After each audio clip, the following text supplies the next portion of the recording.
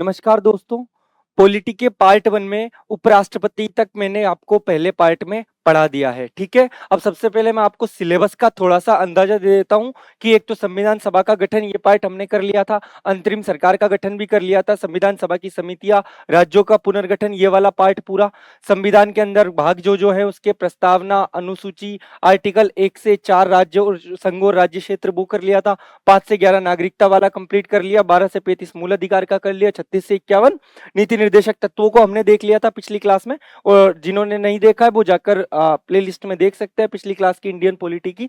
और उसके अलावा 51 के में हमने मूल कर्तव्यों को देख लिया था अच्छे से। उसके बाद आती है हमारी तीनों विधायिका, कार्यपालिका और न्यायपालिका, ठीक है, मेजर इंस्टीट्यूशंस। अब इनके अंदर हम अभी विधायिका पढ़ेंगे, उसके बाद कार्यपालिका पढ़ेंगे। तो आज के लेक्चर में यहाँ तक आपका कंप्लीट होगा और फिर थर्ड क्लास में आपका न्यायपालिका से लेके ये जो एक्स्ट्रा जितनी भी चीजें हैं वो सारी कवर करवा दी जाएंगी, ठीक है। इससे आपकी पूरी इंडियन पॉलिटी कंप्लीट हो जाएगी। और आयोग के लिए मैं राजस्थान और इंडिया दोनों की एक साथ क्लास लूंगा ताकि दोनों के आयोग को अच्छे से कंपैरिजन करके आप लोगों को समझा सकूं, ठीक है।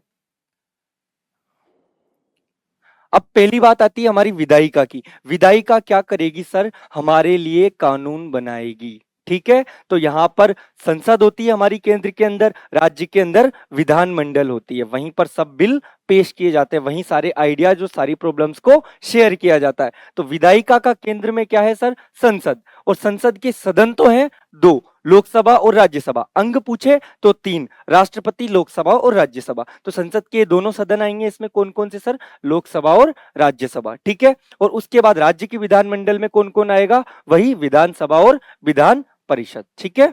ये चीज समझ में आई? दिल्ली, पांडुचेरी और जम्मू कश्मीर इन 3 यूनियन टेरिटरी में विधानसभा है और उसके अलावा सारी जो स्टेट हैं आपके उन सब के अंदर तो विधानसभा है ही, ठीक है। ये चीज हो गई। और उसके अलावा कार्यपालिका की जब हम बात करेंगे, कार्यपालिका के अंदर केंद्र की कार्यपालिका में जो भी सारे प्रमुख पदाधिकारी जैसे राष्ट्रपति, उपराष्ट्रपति, प्रधानमंत्री और उसकी मंत्री परिषद ये होगी। राज्य की के अंदर वही बात, राज्यपाल होगा, मुख्यमंत्री होगा और उसकी मंत्री परिषद होगी। तो केंद्र और राज्य की जो ये कार्यपालिका है, यही कार्यपालिका का काम क्या है कि विधायिका द्वारा बनाए गए नियमों को लागू करवाना। तो लागू करवाने का काम कौन करेगी सर? हमारी कार्यपालिका। उसके बाद बात आएगी न्यायपालिका की। न्यायपालिका कोई भी विवाद हो तो उसके बीच में ये सारे निर्णय कौन सुनाएगी सर? न्यायपालिका। हमारे संविधान को इस प्रकार बनाया गया है कि विधायिका, कार्यपालिका और न्यायपालिका तीनों में शक्ति पृथक्करण का संतुलन बना रहे, तीनों को अलग अलग रूप से पावर दी गई है और तीनों एक दूसरे को लिमिट में रखती है कि भाई कोई भी अपनी शक्ति का दुरुपयोग ना करे, ठीक है। तो विधायिका हो गई, कार्यपालिका हो गई और न्यायपालिका हो गई, ठीक है। अब उसके बाद आर्टिकल 72 के अंदर 71 में तो अपन ने देखा था कि सुप्रीम कोर्ट और उसके बीच में राष्ट्रपति और उपराष्ट्रपति के चुनाव में कोई भी अगर प्रॉब्लम आती है तो हम कहां जाते हैं? सुप्रीम कोर्ट के अंदर उसके विवाद हल होते हैं। 72 के अंदर राष्ट्रपति की समाधान शक्तियां देखी थी हमने, ठीक है। और आर्टिकल 143 143 इसके अंदर क्या है? सर्वोच्च न्यायालय का परामर्शदायी निर्णय कि राष्ट्रपति चाहे तो सर्वोच्च न्यायालय से किसी मामले में सलाह ले सकता है, लेकिन सर राष्ट्रपति बाध्यकारी नहीं है उस सलाह को लेने के लिए। अब न्यायालय की भी अपनी गरिमा है, तो न्यायालय भी बाध्य नहीं है किसी भी मुद्दे पर राष्ट्रपति को सलाह देने के लिए। अगर राष्ट्रपति की वो सुप्रीम कोर्ट के चीफ जस्टिस की इच्छा हुई तो वो सलाह दे सकते हैं और इच्छा नहीं हुई तो नहीं दे सकते हैं। राष्ट्रपति ने सलाह ले ली, उसके बाद राष्ट्रपति के ऊपर निर्भर करता है कि उस सलाह को माने या ना माने, ठीक है। तो यहाँ पर दोनों की गरिमा का सम्मान किया गया है। तो 143 भी हो गया। उसके अलावा 123 में हमने देखा कि अध्यादेश की बात है, वो आगे भी आ जाएगा दोबारा आपके, ठीक है। तो जब यो मान लो लोकसभा का सत्र नहीं चल रहा तो ऐसे मामले में राष्ट्रपति कोई भी कानून बना सकता है, लेकिन शर्त क्या है सर? 6 मंथ के अंदर उसको लागू होना अनिवार्य है, ठीक है। तो यहां तक तो राष्ट्रपति से रिलेटेड जितनी चीजें थी। उसके बाद उपराष्ट्रपति का पार्ट आ गया। मैं लास्ट में आपको शुरू से लेके जितना पढ़ाया वो सारा भी रिवाइज करवा दूंगा, इसलिए आप लोग बेफिक्र होके रहिए। सबसे पहली बात 73 में क्या है? संघ की कार्यपालिका शक्तियों के विस्तार की चर्चा है, किसके अंदर? आर्टिकल 73 में, ठीक है। तो राष्ट्रपति कार्यपालिका की शक्तियों का विस्तार कर सकता है। 74 में क्या है? राष्ट्रपति की सलाह के लिए कौन होगा सर? एक मंत्री परिषद होगी और उसका मुखिया कौन होगा सर? प्रधानमंत्री होगा। कौन होगा सर? प्रधानमंत्री। तो राष्ट्रपति की सलाह के लिए एक मंत्री परिषद होगी जिस मंत्री परिषद का मुखिया होंगे प्रधानमंत्री साहब। 42वें कॉन्स्टिट्यूशन अमेंडमेंट 1976 में एक बात कही गई थी कि राष्ट्रपति मंत्रिपरिषद की सलाह से ही काम करेगा, मंत्रिपरिषद की एडवाइस से काम करेगा डायरेक्ट। लेकिन 44वें में बोला कि राष्ट्रपति उनकी बात को, मंत्रिपरिषद ने अगर कोई प्रस्ताव भेजा उसको एक बार पुनर्विचार के लिए लौटा सकता है, लेकिन अगर दोबारा उस चीज को पास करके भेज दिया तो राष्ट्रपति को वो मानना अनिवार्य है। तो 42वां और 44वां ये भी आपको ध्यान रखना है। उसके अलावा 75 के अंदर क्या है, राष्ट्रपति प्रधानमंत्री की नियुक्ति करेगा। तो प्रधानमंत्री की नियुक्ति कौन से आर्टिकल में, 75 में। और प्रधानमंत्री की सलाह पर अन्य मंत्रियों की नियुक्ति करेगा। अब 75 एक के में क्या है, पीएम सहित मंत्रियों की कुल संख्या कितनी से ज्यादा नहीं। चक्कर क्या होता था कि हमारे यहाँ पर कई बार ना गठबंधन की सरकारें बनती है। अब इस चक्कर में कई पार्टियों को अपने साथ जोड़े रखने के लिए लोग धड़ल्ले से थोक के भाव में मंत्री पद बांट देते थे कि इतने सारे मंत्री बना दिए सर, और इतने सारे मंत्री होंगे तो संसद के ऊपर खर्चा भी ज्यादा बढ़ेगा। इस वजह से इस चीज पे लिमिटेशंस लगाई गई 91वें संविधान संशोधन अधिनियम 2003 में कि 15% कि भाई सदन की जितनी संख्या है टोटल, तो कुल सदस्यों से लोकसभा के अंदर 15% से अधिक मंत्री नहीं होंगे। अगर संख्या 100 है तो उसके 15% मंत्री होंगे। ठीक है, इस तरीके से बोला गया है 91वें संविधान संशोधन 2003 में। पहली चीज क्लियर। अब 75 एक के खे में क्या बोला है कि दल बदल के आधार पर संसद सदस्य की अयोग्यता की कंडीशन में ही मंत्री अयोग्य होगा। अगर किसी मंत्री के ऊपर अयोग्यता की बात करनी है तो सर कौन से केस में, दल बदल के आधार पर। ये चीज हो गई। इसी में मंत्रियों की क्या क्या चीजें हैं सर, मंत्रियों की नियुक्ति हुई वो इसी आर्टिकल के अंदर आएगी, शपथ हुई वो भी इसमें आएगा, कार्यकाल, वेतन, ठीक है, ये सारी चीजें किसके अंदर आएगी, आर्टिकल 75 में। मंत्रियों की नियुक्ति कौन करेगा, इसमें साफ लिख रखा है कि राष्ट्रपति क्या करेगा, जिसने मेजोरिटी हासिल की पार्लियामेंट लोकसभा के अंदर उसको प्रधानमंत्री नियुक्त करेगा। तो प्रधानमंत्री की क्या हुई है सर, नियुक्ति। अन्य मंत्रियों की भी क्या होगी सर, नियुक्ति। तो प्रधानमंत्री की सलाह पर ही राष्ट्रपति अन्य मंत्रियों को नियुक्त करेगा। उन सबको शपथ भी कौन दिलवाता है सर, राष्ट्रपति दिलवाता है। ठीक है, तो राष्ट्रपति सबको शपथ दिलाएगा। कार्यकाल सबका वही लोकसभा के कार्यकाल तक होगा। वेतन की बात करें तो वेतन कौन डिसाइड करेगी, प्रधानमंत्री और मंत्रिपरिषद का संसद डिसाइड करेगी। तो पहली चीज तो ये। उसके अलावा क्या है, मंत्रिपरिषद किसके प्रति उत्तरदायी होती है। व्यक्तिगत रूप से अगर बात करें तो मंत्रिपरिषद की जिम्मेदारी होती है सभी कार्यों की सूचनाएं राष्ट्रपति को दी जाए, तो व्यक्तिगत रूप से राष्ट्रपति के प्रति रेस्पॉन्सिबल होगी। अगर सामूहिक रूप से पूछा जाए तो लोकसभा के प्रति उत्तरदायी होती है। ठीक है, इनको शपथ कौन दिलाता है, वही 4 में 75 में क्या हो गया सर, इनको शपथ दिलाने का काम वही राष्ट्रपति करेगा। मंत्री बनने के 6 महीने के भीतर सांसद बनना आवश्यक है। कई बार होता क्या है कि कोई आदमी जो सदन का सदस्य नहीं है, ठीक है, लोकसभा हो या राज्यसभा, उसको मंत्री बनाना है तो उसको मंत्री बनाया जा सकता है, लेकिन कंडीशन ये आती है कि 6 महीने के अंदर उसको इलेक्शन जीतकर किसी भी सदन से एक बार सांसद बनना जरूरी है। या तो वो राज्यसभा का इलेक्शन जीत के आए या लोकसभा का इलेक्शन जीत के आए मंत्री बनने के 6 महीने के अंदर। ठीक है, और उसके अलावा इनके वेतन और भत्ते किसके द्वारा तय किए जाते हैं सर, संसद द्वारा। तो 73, 74 और 75 क्लियर हुआ। 73 में संघ की कार्यप्रणाली का शक्तियों का विस्तार है। 74 में प्रधान राष्ट्रपति की सलाह के लिए प्रधानमंत्री होगा, है ना, और जिसका मतलब एक मंत्रिपरिषद होगी, मंत्रिपरिषद जिसका मुखिया प्रधानमंत्री होगा। तो मंत्रिपरिषद और प्रधानमंत्री की चर्चा हो गई इसके अंदर। 75 में ये होगा कि इनकी नियुक्ति की बात आएगी सब। ठीक है, ये 73, 74, 75। अब बात आएगी 76 में, कौन सर, महान्यायवादी। याद रखना, केंद्र सरकार को भी अपना एक लॉयर रखने की आजादी होती है, और कोई भी चीज हो तो इंडियन गवर्नमेंट की तरफ से केस कौन लड़ता है, यही महान्यायवादी। ठीक है, इनको हम अटॉर्नी जनरल ऑफ इंडिया भी कहते हैं। केंद्र सरकार का प्रथम विधि अधिकारी होता है ये, कानूनी अधिकारी। ठीक है, उसके अलावा नियुक्ति कौन करेगा इसकी, राष्ट्रपति। शपथ कौन दिलाएगा, राष्ट्रपति। त्यागपत्र कौन देगा, राष्ट्रपति। ठीक है, इसकी नियुक्ति की जाती है राष्ट्रपति द्वारा, लेकिन सलाह कौन देगा, प्रधानमंत्री। तो प्रधानमंत्री की एडवाइस से राष्ट्रपति करता है। ठीक है, राष्ट्रपति केवल मोहरे का काम करता है, सारी चीजें सबके नाम कौन राष्ट्रपति को देता है, हमेशा याद रखना, प्रधानमंत्री साहब।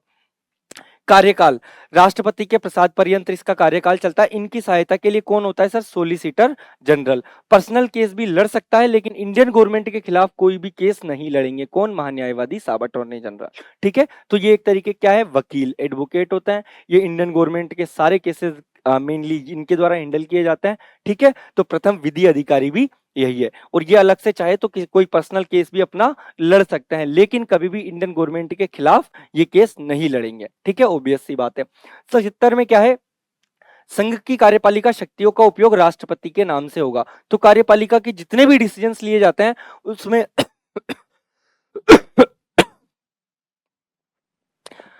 कार्यपालिका की शक्तियों का, कार्यपालिका के आपके जो भी मेजर डिसीजंस लिए जाएंगे उसमें किसका नाम आएगा, किसके नाम के बेसिस पे लिए जाएंगे, राष्ट्रपति के नाम के आधार पर। ठीक है, तो राष्ट्रपति के नाम से ही वो सारे डिसीजन लिए जाते हैं, क्योंकि सर्वे सर्वा कौन है, हमारा राष्ट्रपति।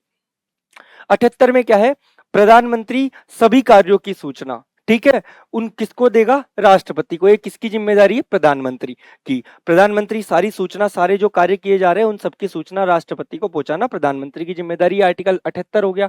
और उसके बाद एक एक्स्ट्रा आर्टिकल आता है 88। इसके अंदर क्या है, मंत्री और महान्यायवादी किसी भी सदन के अंदर ये बोल सकते हैं, उसके अलावा कार्यवाही में भाग ले सकते हैं।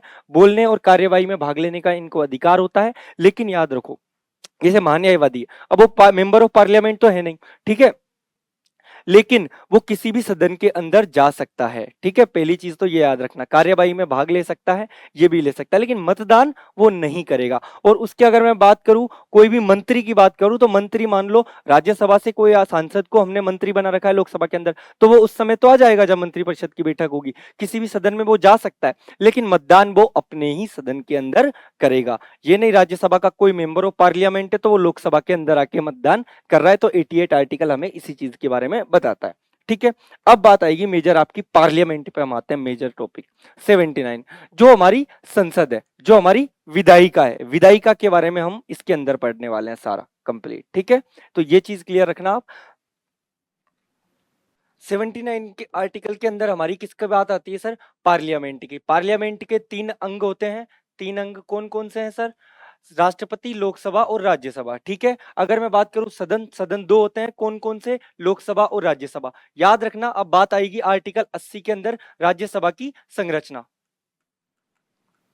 इसमें इसके स्ट्रक्चर की जो भी सारी चीजें हैं वो राज्यसभा के स्ट्रक्चर की बात किसमें, आर्टिकल 80 के अंदर। आर्टिकल 81 के अंदर किसकी है सर, लोकसभा की इस संरचना की बात है, लोकसभा के स्ट्रक्चर की बात है। अब इसके अंदर पहली बात आती है दोनों की संख्याएं। चक्कर क्या होता है कि इन दोनों में ना लोग कंफ्यूज ज्यादा हो जाते हैं, तो मैंने क्या किया, इनको एक साथ कंपेयर करके साथ में लिखवाया ताकि आप लोगों को याद करने में ज्यादा आसानी हो।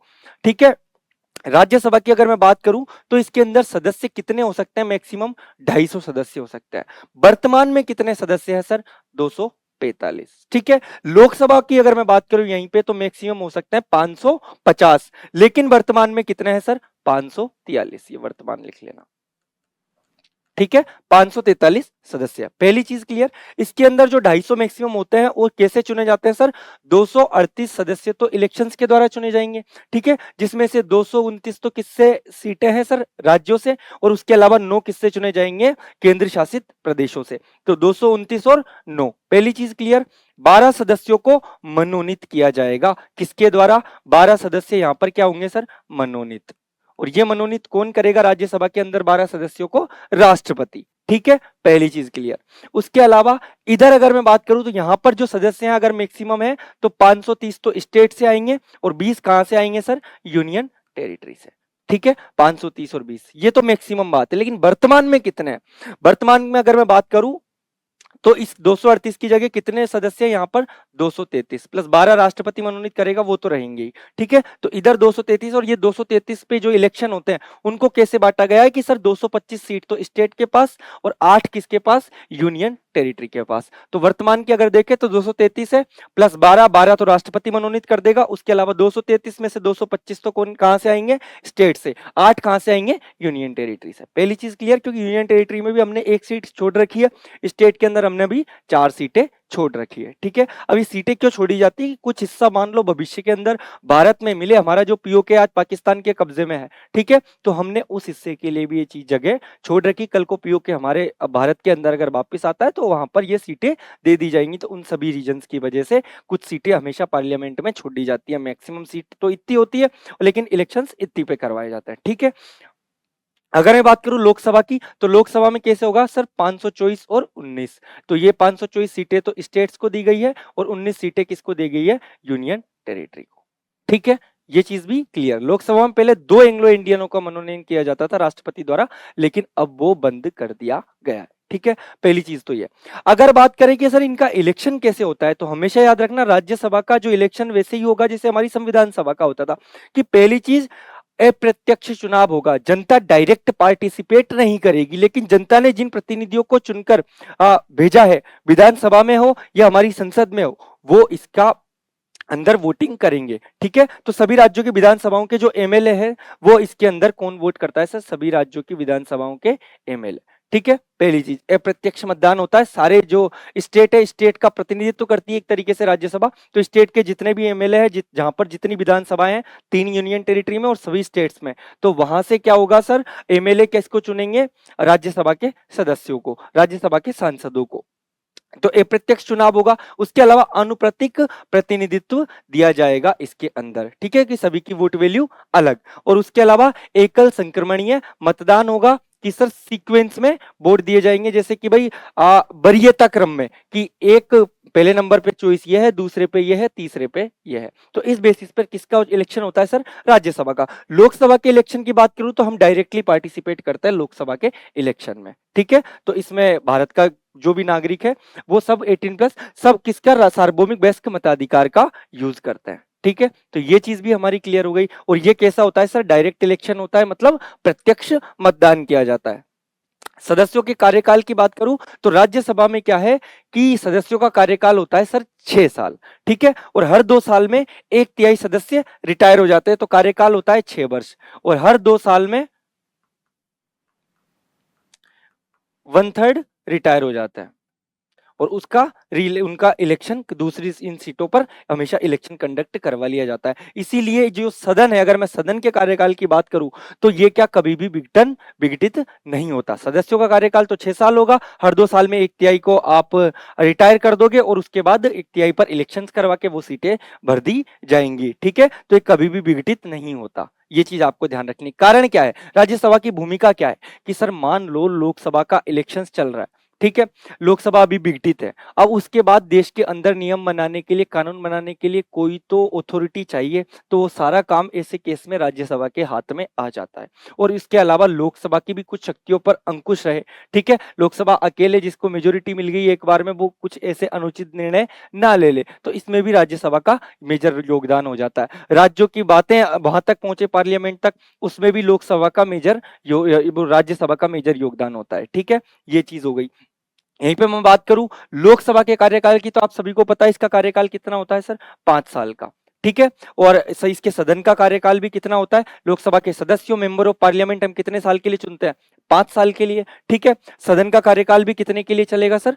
5 साल के लिए चलेगा। ठीक है, लेकिन अगर कई बार बहुमत नहीं मिलता, तो मान लो बीच के अंदर कोई भी अविश्वास प्रस्ताव आ गया, तो इस समय लोकसभा भंग भी हो सकती है, और अगर लोकसभा भंग हुई तो दोबारा इलेक्शन करवाए जाते हैं। कोई भी अगर प्रधानमंत्री अपने बहुमत को बताने में असमर्थ हासिल हुआ, बहुमत जुटाने में असमर्थ हासिल हुआ, तो पहली चीज ये।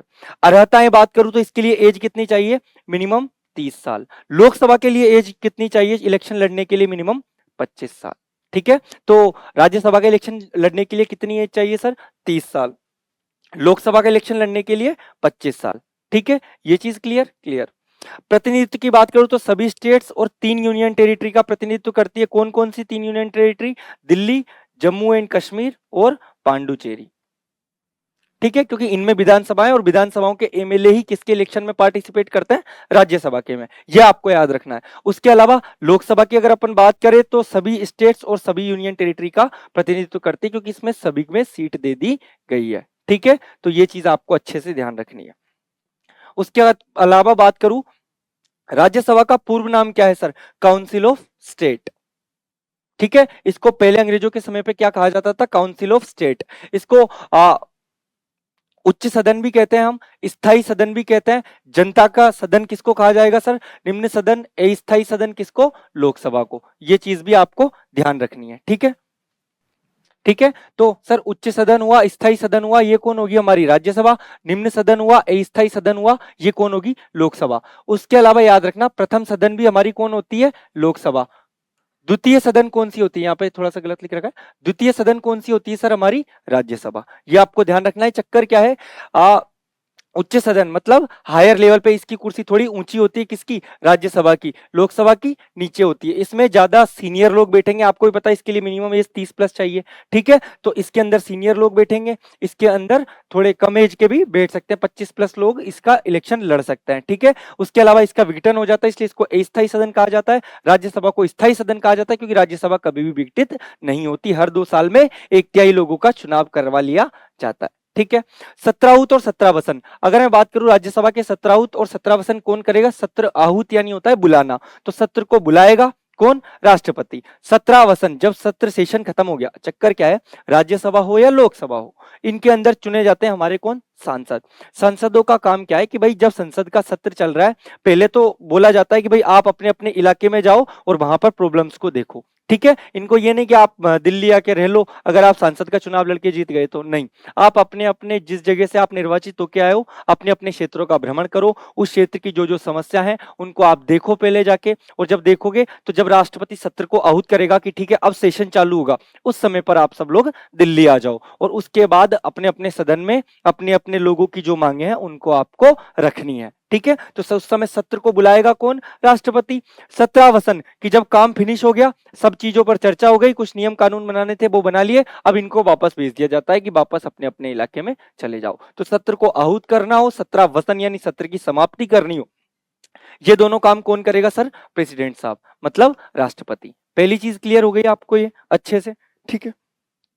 उसके अलावा क्या सर राज्यसभा विघटित होती है, मैंने बताया राज्यसभा कभी विघटित नहीं होती। लोकसभा, लोकसभा का विघटन होता है कि जब 5 साल इसका कार्यकाल पूरे हो गए तो इसको विघटित हो जाएगी राज्यसभा, और ये कौन कर सकता है सर, राष्ट्रपति, ठीक है। और समय से पहले भी कई बार भंग हो जाती है लोकसभा, क्यों, अगर किसी को कोई भी अविश्वास प्रस्ताव संसद के अंदर आ जाए और अविश्वास प्रस्ताव को कोई भी जो उसमें सत्ताधारी दल का मुखिया है वो अपने मेजोरिटी हासिल करने में नाकाम रहे, तो ऐसे केस में लोकसभा विघटित कर दी जाती है। अगर मैं बात करूं स्थगित की, स्थगित की बात यह है कि भाई कोई भी बात पर चर्चा चल रही है, ठीक है, या फिर कई बार संसद में बहुत ज्यादा हंगामा होने लग जाता है, तो लोकसभा जो अध्यक्ष है या और राज्यसभा के अंदर राज्यसभा के जो सभापति है वो सदन को थोड़ी देर के लिए स्थगित कर देता है। स्थगित एक तरीके से क्या है, ब्रेक, ठीक है, ठीक है। स्थगित कुछ घंटों के लिए हो सकता है और कुछ दिनों के लिए भी हो सकता है, ठीक है। ये चीज आपको ध्यान रखनी है कि इस मुद्दे पर चर्चा हम 2 दिन बाद करेंगे, इस मुद्दे पर 3 दिन बाद चर्चा करेंगे, इस मुद्दे पर 2 घंटे बाद चर्चा होगी, तो इसे स्थगन कर दिया जाता है कि भाई पोस्टपोन, ठीक है, कि इसी मुद्दे को आप कल देखेंगे। जैसे हम अदालत में देखते हैं द कोर्ट इज एडजॉर्न्ड, तो वही एडजॉर्निंग क्या है, स्थगित होना, ठीक है। लोकसभा के अंदर कौन करेगा, लोकसभा का अध्यक्ष। राज्यसभा के अंदर यही काम कौन करेगा सर, राज्यसभा का जो सभापति होता है। राज्यसभा का सभापति कौन होते हैं, हमारे उपराष्ट्रपति साहब, तो ये काम राज्यसभा में उपराष्ट्रपति करेंगे, ठीक है। वर्तमान में हमारे उपराष्ट्रपति कौन है सर, सीपी राधा कृष्णन। लोकसभा अध्यक्ष तो हम सभी को पता है कि कौन है वर्तमान में, ओम बिरला साहब, ठीक है। सदस्यता रद्द की अगर मैं बात करूं तो दल बदल के आधार पर अंतिम निर्णय कौन लेगा, कि अगर दल बदल किसी ने किया है सांसद ने, तो उसके आधार पर उसकी अयोग्यता पर निर्णय कौन लेगा सर, राज्यसभा के अंदर तो राज्यसभा का सभापति लेगा, और लोकसभा के अंदर कौन लेगा सर, लोकसभा का अध्यक्ष, ठीक है।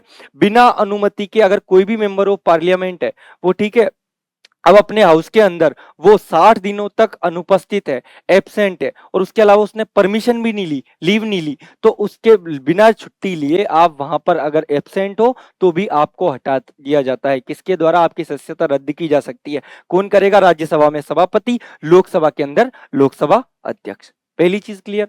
उसके अलावा जन प्रतिनिधित्व एक्ट 1951 या संविधान रीति के तहत अंतिम निर्णय। जन प्रतिनिधित्व एक्ट 1951 के तहत कि अगर उनके इलेक्शन में कोई गड़बड़ी हुई है, ठीक है, चुनाव लड़ने की प्रक्रिया में अगर कोई खोट निकलती है बाद में, तो उनको उस समय पर सदस्यता रद्द करने का अधिकार किसके पास होता है, राष्ट्रपति के पास होता है। और राष्ट्रपति ऐसा कब कर सकता है, सर्वोच्च वो निर्वाचन आयोग के परामर्श से, ठीक है सर। तो इसमें मेजर पावर रोल तो किसका होता है, निर्वाचन आयोग, इलेक्शन कमीशन, यही बोलेगा राष्ट्रपति को, और फिर राष्ट्रपति उस सदस्य की सदस्यता है जो रद्द कर देता है। किसके अनुसार, एक्ट के अनुसार, जनप्रतिनिधित्व एक्ट 1951 के अनुसार। इसमें क्या है कि या तो उसने इलेक्शन में कोई गड़बड़ी की हो, या फिर वो चुनाव लड़ने का पात्र ही नहीं था, ठीक है। ये चीज भी क्लियर हो गई।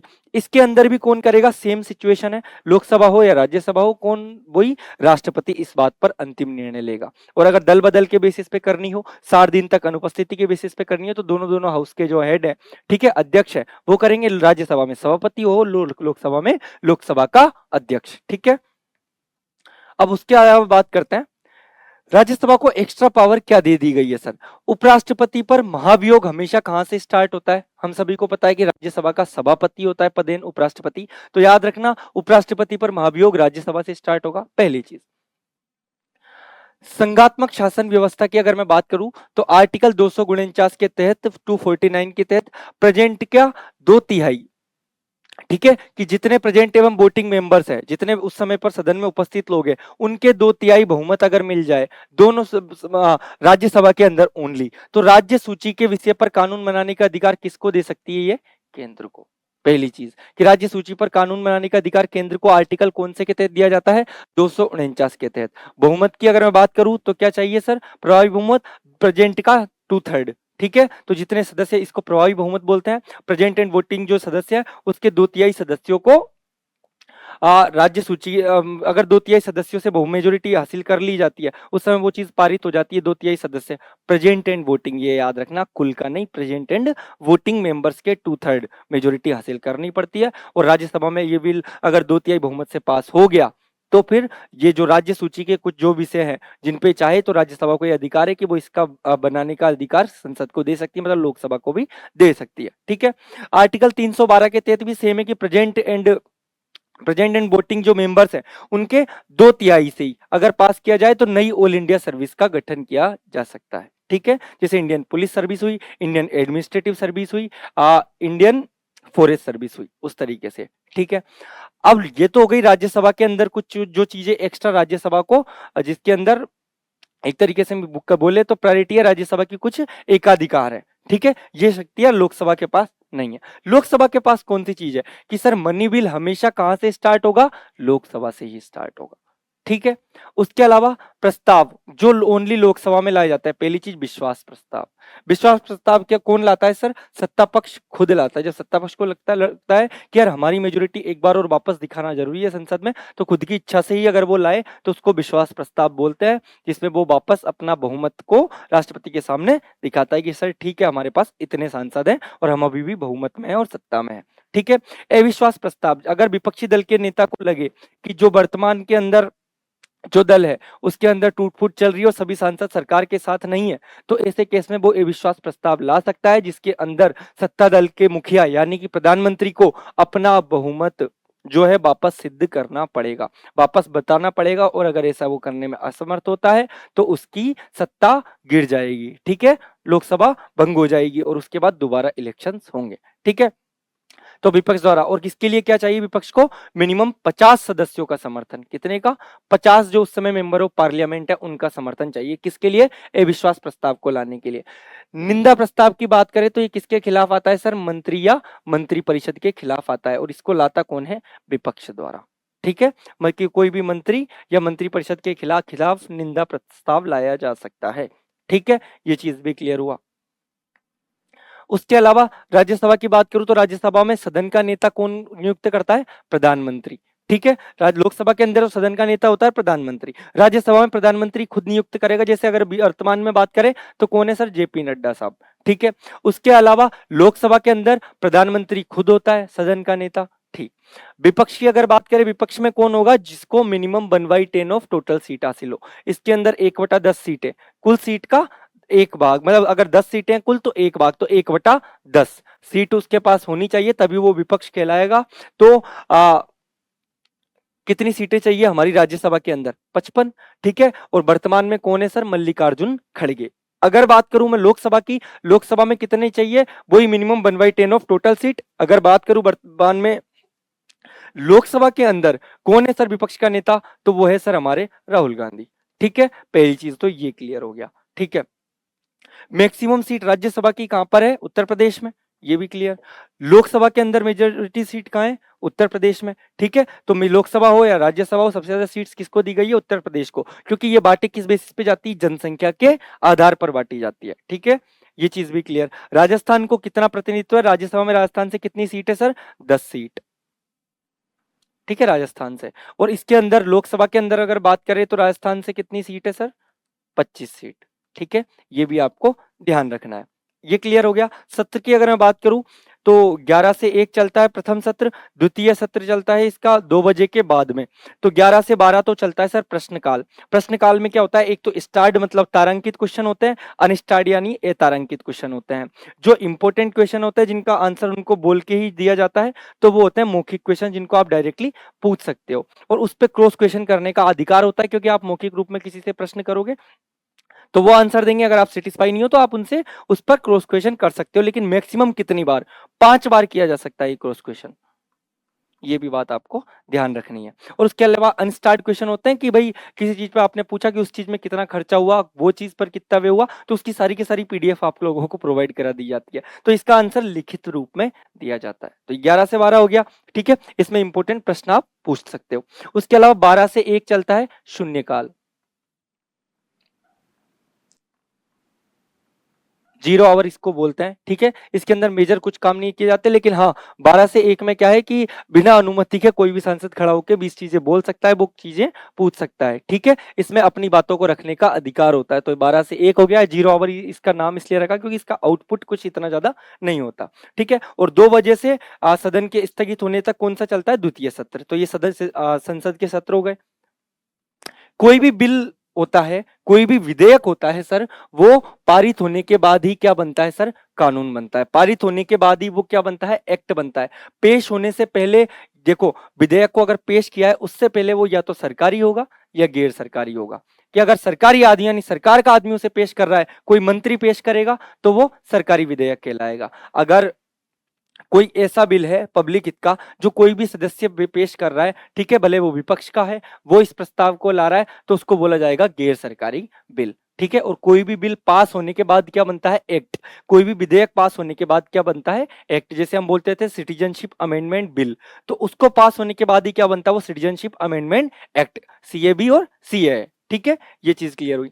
प्रस्तुत होने के बाद पहली चीज होती है, एक होता है अपना साधारण बिल, ठीक है। जैसे मनी बिल के अलावा या फिर संविधान संशोधन बिल के अलावा जितने भी बिल हैं वो सब किसके अंदर आ जाएंगे सर? साधारण बिल में, ठीक है, सिंपल बिल में। अब इसके अंदर क्या चाहिए सर? सिंपल मेजोरिटी, मतलब जितने लोग आए हैं प्रेजेंट एंड वोटिंग का 50%, ठीक है, उससे ज्यादा लोगों ने बहुमत दे दिया, मतलब उस पर समर्थन दे दिया, तो भाई वो पास हो जाएगा, ठीक है। तो इसके अंदर क्या सर ज्वाइंट सेशन बुला सकते हैं? मान लो कोई बिल आया लोकसभा और ये राज्यसभा, लोकसभा से पास हो गया वो 50% से ज्यादा बहुमत से, ठीक है।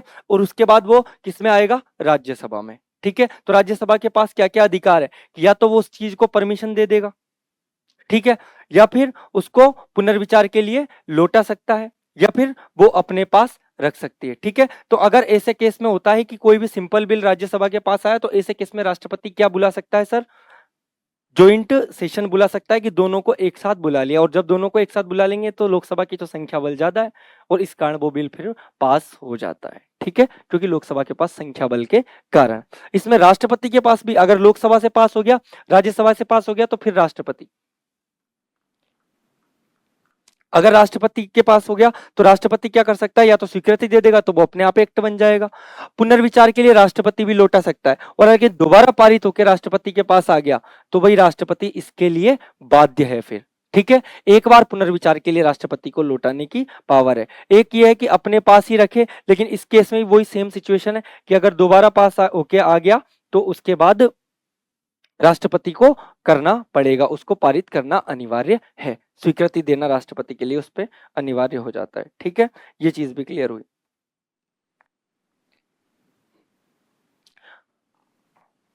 दूसरा बिल कौन सा आता है सर? संविधान संशोधन बिल। संविधान संशोधन बिल के लिए अगर मैं बात करूं तो कौन से आर्टिकल के तहत है? आर्टिकल 368। इसको ही मैं पूरा आपको अच्छे से डिटेल भी बताऊंगा आगे जाके, अभी यहां पर इनको बेसिक देख लो। इसके अंदर कुछ चीजें हैं जो सिंपल मेजोरिटी से काम हो जाता है, जिसे आर्टिकल 2 और 3 में संशोधन करना हो तो वो साधारण संशोधन से हो जाएगा, साधारण बहुमत से हो जाएगा। इफेक्टिव मेजोरिटी कुछ चीजों के अंदर चाहिए होती है तो उनकी हम देखेंगे, और उसके अलावा एब्सोल्यूट मेजोरिटी जिनके अंदर चाहिए होती है वो सारी चीजें देखेंगे। हमेशा याद रखना, संविधान संशोधन बिल के अंदर कभी भी ज्वाइंट सेशन नहीं बुलाया जा सकता, ठीक है। अगर लोकसभा के अंदर अलग से पारित हुआ है तो राज्यसभा में भी वो चीज अलग से पारित होना जरूरी है, ठीक है, इसके अंदर, ताकि हमारे संविधान से एक्स्ट्रा छेड़खानी ना हो और संविधान में संशोधन करना इतना ज्यादा आसान ना रहे, इसलिए इसमें कभी भी संयुक्त अधिवेशन नहीं बुलाया जाता, ठीक है। ये चीज क्लियर हो गई। इसके अंदर राष्ट्रपति वीटो पावर यूज नहीं कर सकता।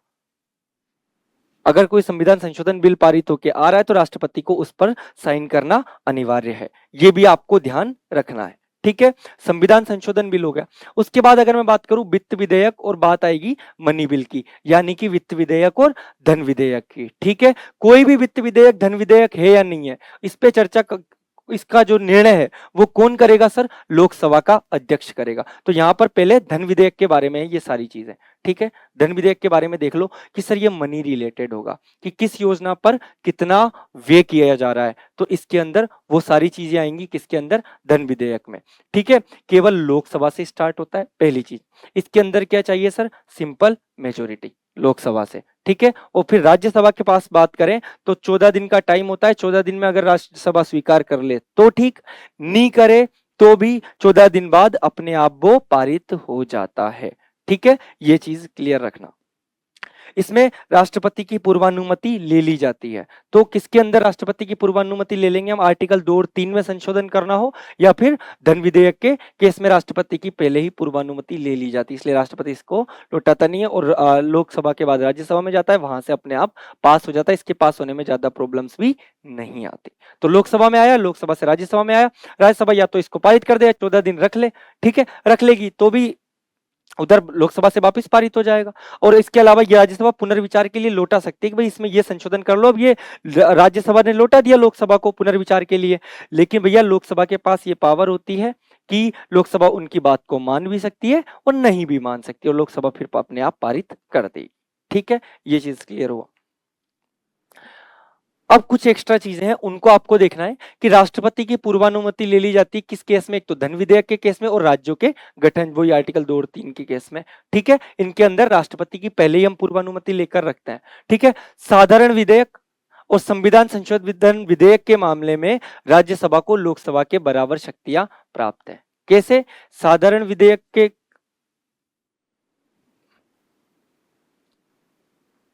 संविधान संशोधन विधेयक केस में, साधारण विधेयक में तो देखो ज्वाइंट सेशन बुलाया जा सकता है, तो उसमें दिक्कत हो जाती है थोड़ा सा, उसमें किसको एडवांटेज हो जाता है? लोकसभा को। लेकिन अगर बात करूं केवल संविधान संशोधन विधेयक की, इसके अंदर ज्वाइंट सेशन कभी भी नहीं बुलाया जा सकता, ठीक है। तो यहां पर दोनों मेजर जो रोल आता है राज्यसभा का वो इस पॉइंट पर आता है, ठीक है। ये बात भी आपको ध्यान रखनी है। संयुक्त अधिवेशन राष्ट्रपति कब नहीं बुला सकता? धन विधेयक के केस में वो कभी भी नहीं बुलाएगा, और उसके अलावा संविधान संशोधन विधेयक के केस में राष्ट्रपति कभी नहीं बुलाएगा, ठीक है। ये चीज भी आपको क्लियर रखनी है। जब लोकसभा विघटित होती है तो लोकसभा अध्यक्ष अपना पद नहीं छोड़ता, वह नई लोकसभा की बैठक तक पद धारण करता है, ठीक है। ये बात भी आपको ध्यान रखना है। लोकसभा अध्यक्ष अलग से कभी भी शपथ नहीं लेते हैं। कौन सर? लोकसभा का जो अध्यक्ष है वो कभी भी अलग से शपथ नहीं लेगा। उसकी भी शपथ कैसे होगी? होता क्या, जैसे कोई भी सरकार है, चुनाव जीत के आई, सब लोगों का सत्र बुलाया, नया वाला सत्र किसने? राष्ट्रपति ने। अब राष्ट्रपति पहले तो विशेष अभिभाषण सुनाता है, जो उसके अंदर जो मेजोरिटी प्राप्त की गई सरकार है वो देगी उसको लिख के भाषण, उस भाषण को सुनाता है। उसके बाद एक प्रोटेम स्पीकर नियुक्त किया जाता है कि उस सदन में सबसे जो वरिष्ठ सदस्य है उसको बुला लो। अब उस सदस्य का काम केवल इतना सा है खड़ा होके कि हर एक मेंबर पार्लियामेंट को बुलाया जाए और उसको क्या? शपथ लेनी पड़ती है। और उसके अलावा राष्ट्रपति उसी समय बहुमत के जो लीडर है उसने उसको प्रधानमंत्री नियुक्त करता है, ठीक है। और उसके अलावा उस प्रधानमंत्री की नाम देता है कि ये लोग मंत्री होंगे, तो प्रधानमंत्री और मंत्रियों को शपथ दिलाने का काम कौन करेगा? राष्ट्रपति। लेकिन बाकी के सारे मेंबर ऑफ पार्लियामेंट को शपथ दिलाने का, सांसद के रूप में शपथ दिलाने का काम कौन करेगा? Protem speaker. याद रखना लोकसभा के अध्यक्ष को कोई भी शपथ नहीं होती, ठीक है। ये चीज आपको याद रखनी है। लोकसभा अध्यक्ष के क्या क्या मेजर कार्य है? लोकसभा की अध्यक्षता करता है, क्लियर सर। जब ज्वाइंट सेशन बुलाया जाता है, मैंने बोला किसी मुद्दे पर लोकसभा और राज्यसभा की सहमति नहीं बन रही, उस पर राष्ट्रपति को ज्वाइंट सेशन बुलाने का अधिकार है। संविधान संशोधन विधेयक में वो नहीं बुलाएगा। मनी बिल में लोकसभा के पास ज्यादा पावर है, इसलिए भी इसकी जरूरत नहीं पड़ती। किसको बुलाने की? संयुक्त अधिवेशन को या ज्वाइंट सेशन को बुलाने की नीड नहीं होती। ठीक है, तो लोकसभा और राज्यसभा को ज्वाइंट सेशन जब बुलाया जाता है तो उसकी जो अध्यक्षता करता है वो कौन करता है सर? लोकसभा का अध्यक्ष। ये चीज भी आप लोगों को क्लियर रखनी है। ठीक है, उसके अलावा दल बदल के जो आधार पर सांसदों की अयोग्यता का निर्णय 60 दिन तक अनुपस्थित रहे, वो भी कौन कर सकता है? लोकसभा का अध्यक्ष कर सकता है लोकसभा के अंदर। राज्यसभा में भी यही काम कौन करेगा? राज्यसभा का सभापति। धन विधेयक की अगर बात करूं तो कोई भी बिल मनी बिल है या नहीं है, इसका निर्णय कौन करेगा सर? इसका निर्णय करेगा हमेशा कौन? लोकसभा अध्यक्ष। ठीक है, ये चीज भी आपको ध्यान रखनी है। इसके अलावा ये निर्णायक मत देता है, लोकसभा का अध्यक्ष हो चाहे राज्यसभा का सभापति हो, इन दोनों के पास यही होता है कि ये सिंपली वोटिंग नहीं करते। लेकिन अगर कोई केस में दोनों को बराबर वोट, किसी बिल के पक्ष में समर्थन में भी बराबर, विरोध में भी बराबर, दोनों में बराबर वोटिंग हो गई, तो ऐसे केस में निर्णायक मत देने का अधिकार होता है लोकसभा के अंदर लोकसभा अध्यक्ष को और राज्यसभा के अंदर राज्यसभा के सभापति को। ये चीज भी क्लियर रखनी है सर। ठीक है,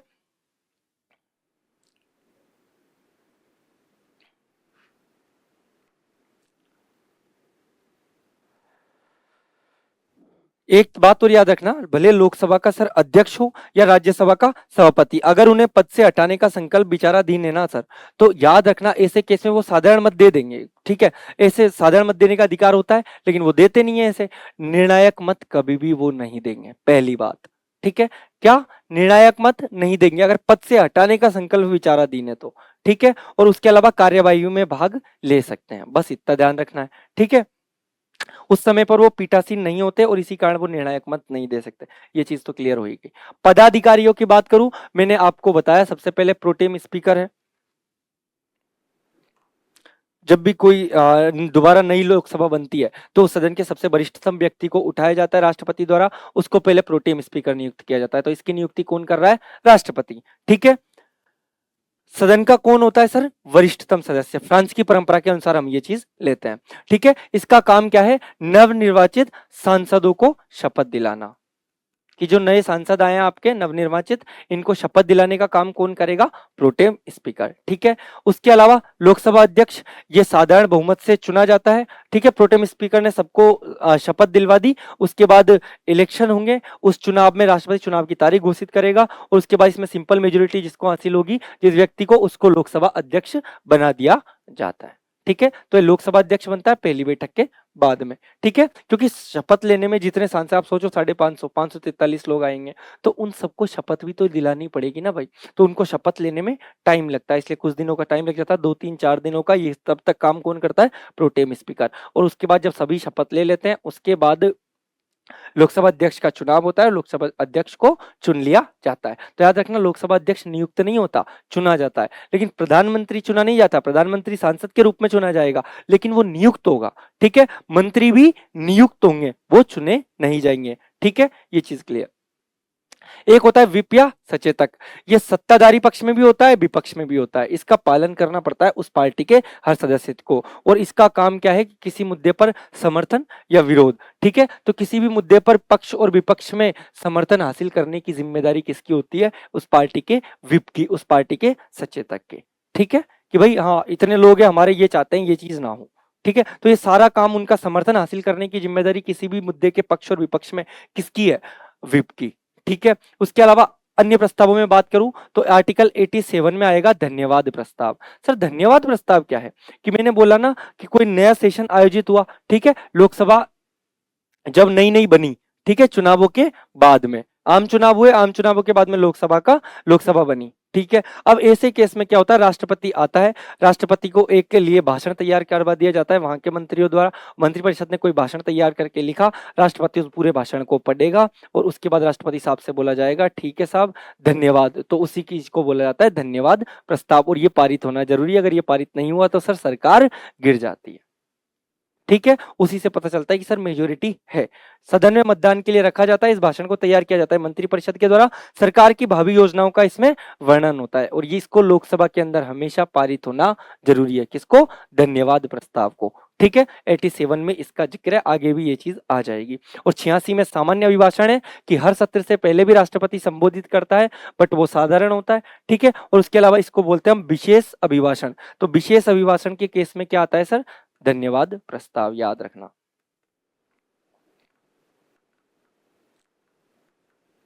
ठीक है, इसी केस में आता है ये धन्यवाद प्रस्ताव। पहली चीज क्लियर। उसके बाद आता है स्थगन प्रस्ताव। किसी भी सदन में लाया जा सकता है, इसको कोई भी सदस्य ला सकता है, पक्ष और विपक्ष। याद रखना इसके अंदर कितने सदस्यों का समर्थन चाहिए सर?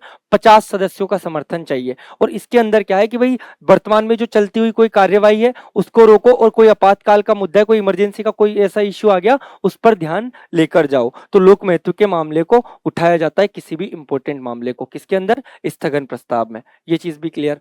उसके अलावा किसी भी सदन में और किसी भी सदस्य द्वारा कौन से प्रस्ताव लाए जा सकते हैं? विशेषाधिकार प्रस्ताव। कोई भी विशेषाधिकार का हनन होने पर विशेषाधिकार प्रस्ताव आ जाता है, किसी भी सदन में आ सकता है, ये कोई भी सदस्य ला सकता है। ध्यान आकर्षण प्रस्ताव, मंत्रियों का किसी चीज पर पर्टिकुलरली ध्यान नहीं दिया जा रहा, किसी पर्टिकुलर मुद्दे पर, उस मुद्दे के लिए ध्यान आकर्षण प्रस्ताव लाया जाता है। कटौती प्रस्ताव, जब सरकार बजट से अधिक धन खर्च कर दे, ऐसे केस में कटौती प्रस्ताव लाया जाता है। ठीक है, और चर्चा को रोककर इसके लिए वोटिंग कराई जाती है ऐसे केस में। ठीक है, कि सरकार बहुत ज्यादा खर्चा कर रही है। संसद के सत्र की बात करूं तो याद रखना फरवरी से लेके मार्च अप्रैल तक चलता है ये। ठीक है, मई में छुट्टी है। उसके बाद जून जुलाई से लेके अगस्त सितंबर तक चलेगा ग्रीष्मकालीन। एक तो बजट चलेगा, बजट हमें पता है फरवरी से लेके अप्रैल के अंदर अंदर पास हो जाता है। ठीक है, मई में छुट्टी, जून जुलाई से लेके अगस्त सितंबर तक ग्रीष्मकालीन सत्र चलेगा। और उसके बाद सर्दियों में चलेगा, अक्टूबर के समय दिवाली के टाइम दोबारा छुट्टी, फिर नवंबर दिसंबर में शीतकालीन सत्र चलता है।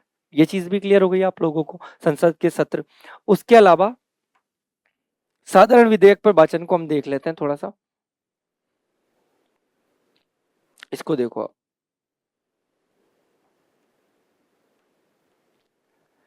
जो हमारा साधारण बिल है, सिंपल बिल। ठीक है, बिल पेश करने का सबसे पहले इसके अंदर 3 स्टेप होते हैं। प्रथम वाचन, द्वितीय वाचन और तृतीय वाचन। प्रथम इस फर्स्ट स्टेप क्या होता है? बिल पेश करने का पहले आपको उद्देश्य बताया जाता है कि आप एम बताओ कि भैया आप ये बिल क्यों पेश कर रहे हो। फिर उसकी बिल की कॉपी सदन के प्रत्येक सदस्य को दे दी जाती है। पहला स्टेप प्रथम वाचन इसको बोलता है। दूसरे में क्या होगा सर? उस बिल के ऊपर डिस्कशन स्टार्ट होगा। दूसरे के अंदर क्या स्टार्ट होगा? डिस्कशन। बिल में संशोधन किया जाएगा, बिल पर मतदान भी किया जाएगा, तो इसको बोलते हैं हम द्वितीय वाचन। और तीसरे केस में क्या होता है सर? बिल पर कोई भी चीज पर सहमति या असहमति बनेगी, या तो बिल वो पास हो जाएगा या नहीं होगा, इसको बोला जाता है तृतीय वाचन। तो 3 स्टेपों से कोई भी बिल गुजरता है। पहले में बिल पेश करने का एम बता दो आप, एम बताने के बाद उसकी कॉपी बांट दो, उसके बाद उस पर डिस्कशन और सारी चीजें हो जाएंगी। सेकंड स्टेप में और थर्ड में हम क्लियर कर लेंगे कि इस पर सहमति मिली है या असहमति मिली है। ठीक है, अगली चीज है समितियां संसद के अंदर। इनके अध्यक्षों की नियुक्ति कौन कर सकता है सर? कौन करता है लोकसभा के अंदर? लोकसभा अध्यक्ष। ठीक है, एक्सेप्ट कार्य मंत्रणा समिति। तो ये याद रखना है, इन सबकी नियुक्ति कौन करेगा? लोकसभा अध्यक्ष। कौन सी समिति के अलावा? कार्य मंत्रणा समिति के अलावा, क्योंकि दोनों सदनों में अलग अलग रहती है। पहली चीज स्थायी समितियां जो परमानेंट होगी। प्राक्कलन समिति है पहली, कब से अस्तित्व में आई? 1950 से। ये क्या काम करेगी? बजट धन निकालने के लिए बजट तैयार करेगी, भाई इतना इतना पैसा हमें चाहिए, तो ये पहले से प्री आकलन करेगी। जब इसका नाम क्या है? प्राक्कलन समिति, कि भाई कितना धन चाहिए। ठीक है, उसके लिए हमको अगर पैसा निकालना है तो बजट तैयार करने का काम है प्राक्कलन समिति का। ये काम सीधे सीधी बात है, इसके अंदर राज्यसभा में कोई भी लोग नहीं होंगे, और इसके अंदर सदस्य होते हैं लोकसभा से 30 लोगों को ले लिया जाता है। कितने लोगों को?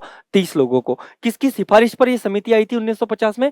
जॉन मथाई की सिफारिश पर। और इसका कार्यकाल कितना होता है? 1 साल। इसका अध्यक्ष कौन होता है? हमेशा याद रखना, सत्ताधारी दल से। ठीक है, तो सत्ताधारी दल से इसका अध्यक्ष होता है, क्योंकि बजट बनाने का काम तो वही पार्टी करेगी ना जो सत्ता में है। ठीक है, उसके बाद आती है लोक लेखा समिति। ये कब से अस्तित्व में आई है? 1921 से। कि भाई जो धन निकाल रहे हो आप बजट के थ्रू, निकाले गए धन की जांच करेगी कौन? लोक लेखा समिति। और इसके अंदर टोटल मेंबर होते हैं 22, जिसके अंदर 15 तो होते हैं लोकसभा से, 7 होते हैं राज्यसभा से। ठीक है, ये कहां से लिया गया है? गवर्नमेंट ऑफ इंडिया एक्ट से। और इसका भी कार्यकाल, किस समिति का कार्यकाल, लोक लेखा समिति का कार्यकाल भी कितना होता है? 1 साल का। और इसमें जो अध्यक्ष होता है इसका, वो कौन होता है? विपक्षी दल से। पहली चीज क्लियर, ठीक है। सरकारी उपक्रम समिति कब आई? 1964 में। इसका काम क्या है कि जितनी भी हमारी सरकारी कंपनियां हैं, ओएनजीसी, एनटीपीसी, इनकी जांच करना। इसमें भी कुल सदस्य कितने सर? 22। लोकसभा से कितने? 15। राज्यसभा से कितने? 7। ठीक है, और ये किसकी सिफारिश पर आई थी? कृष्णा मेनन की सिफारिश पर। इसका कार्यकाल कितना है? इसका भी 1 साल। और इसका मुखिया भी कौन होगा? सत्ताधारी दल। तो इन दोनों का सत्ताधारी दल, इसका विपक्षी दल। बाकी सारी चीजें एकदम क्लियर। कार्य मंत्रणा समिति होती है, दोनों सदनों में अलग अलग होती है। सदन की कार्यवाही और समय तालिका, जैसे सदन कितने बजे चलेगा, कितने से कितने क्या क्या बैठक होगी, किस मुद्दे पर बात होगी, ये सारी चीजें एक तरीके से उसको रेगुलेट करना, तो वहां का मॉनिटर करेगा। तो हर सदन का अलग अलग। लोकसभा में लोकसभा सदस्य, राज्यसभा सॉरी लोकसभा के अंदर 15 सदस्य होते हैं इसके अंदर, और राज्यसभा के अंदर 11 सदस्य होते हैं, लेकिन दोनों की अलग अलग होगी। लोकसभा के 15 सदस्यों की कार्य मंत्रणा समिति अलग होगी, राज्यसभा के लिए कार्य मंत्रणा समिति अलग होगी। और इसके अध्यक्ष की बात करूं, जैसे इसमें अपन ने क्लियर देख लिया सत्ताधारी दल का होगा, इसमें विपक्ष का, इसमें सत्ताधारी दल का। लोकसभा के अंदर कार्य मंत्रणा समिति का अध्यक्ष कौन चुनेगा? कौन होता है? लोकसभा अध्यक्ष होता है। और राज्यसभा के अंदर कौन होता है? राज्यसभा का सभापति होता है। ठीक है, तो लोकसभा और राज्यसभा में भी ये चीज आपको ध्यान रखनी है। कार्य मंत्रणा समिति। संसद की बैठक का समापन। अब बैठक का समापन कैसे होता है? या तो विघटित होगी, ठीक है, राष्ट्रपति करेगा। विघटन का मतलब है कि सरकार ही गिर गई, मेजोरिटी वो मतलब सरकार को शो करने में नाकाम रहे। कौन? उस सत्ताधारी दल के मुखिया, यानी कि कौन? प्रधानमंत्री। पहली चीज क्लियर।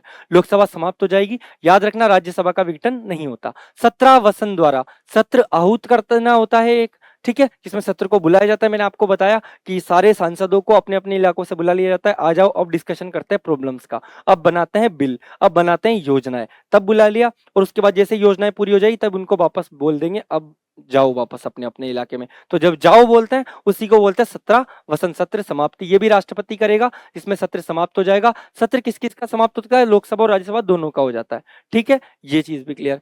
स्थगन द्वारा, स्थगन में मैंने क्या बोला था? पोस्टपोन किया जाता है। पीठासीन अधिकारी करेगा। लोकसभा में लोकसभा के अध्यक्ष के पास ये पावर होती है, राज्यसभा के अंदर किसके पास होती है? राज्यसभा के सभापति के पास। ठीक है, बैठक कुछ घंटों में या कुछ दिनों में भी तक स्थगित कर दी जा सकती है कि भाई 2 दिन बाद अब इस चीज पर चर्चा होगी, या इस चीज पर चर्चा के लिए हमें 3 दिन चाहिए, 3 दिन बाद इस चीज पर दोबारा चर्चा होगी। तो इसको बोलते हैं स्थगन। इसको बोलते हैं 17 वन, यानी पूरे सत्र ही समाप्त कर दिया, घर ही चले जाओ। और विघटन के मतलब राष्ट्रपति ने बोला कि अब लोकसभा समाप्त है। ठीक है, लोकसभा के विघटन का विधेयक और प्रभाव ये आपको यहां नहीं पढ़ना, आगे ज्यादा क्लियरिटी से लिख रखी है इस चीज को।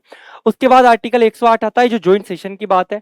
ठीक है, इसकी अध्यक्षता कौन करता है? सर, लोकसभा अध्यक्ष। याद रखना, इसको बुलाएगा कौन? राष्ट्रपति। किसी मुद्दे पर लोकसभा और राज्यसभा, ठीक है, इन दोनों सदनों के अंदर सहमति नहीं बनी, तो ऐसे केस में क्या बुला लिया जाता है? Joint session. लेकिन याद रखना, कौन से केस में नहीं बुलाएंगे? मनी बिल में नहीं बुलाएंगे। संविधान संशोधन विधेयक, ये रहा, कब नहीं बुलाएंगे? धन विधेयक और संविधान संशोधन विधेयक के केस में ज्वाइंट सेशन नहीं बुलाया जा सकता। धन विधेयक में तो जरूरत नहीं पड़ती, क्योंकि लोकसभा को पहले ही एडवांटेज होता है। ठीक है, और संविधान संशोधन विधेयक की याद करूं तो संविधान को ताकि संशोधित करना इतना आसान ना रहे, इसलिए ज्वाइंट सेशन उसमें नहीं बुला सकते। क्योंकि बुला लिया तो लोकसभा के पास ज्यादा सीट है, ज्वाइंट सेशन में क्या होगा? दोनों की सीट जुड़ेंगी, दोनों का उसके बेसिस पर फिर मेजोरिटी तय करके इलेक्शन, वो किसी मुद्दे पर सहमति या असहमति का प्रस्ताव पारित होगा। ठीक है, ये चीज हो गई। कब होगा? साधारण विधेयक के केस में, और उसके अलावा वित्त विधेयक के केस में भी ये होगा। ठीक है, तो साधारण विधेयक और वित्त विधेयक दोनों केस में होगा ये। ठीक है, अब वित्त विधेयक और साधारण मनी बिल में क्या अंतर है सर?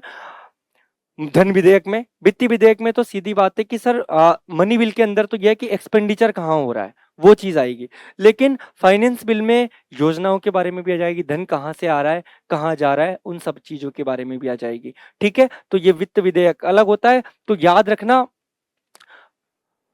कोई भी धन विधेयक होता है वो क्या जरूर होता है? वित्त विधेयक। लेकिन हर कोई वित्त विधेयक धन विधेयक नहीं होता, ये चीज भी ध्यान रखनी है आपको। आज तक कितनी बार बुलाया गया है संयुक्त अधिवेशन?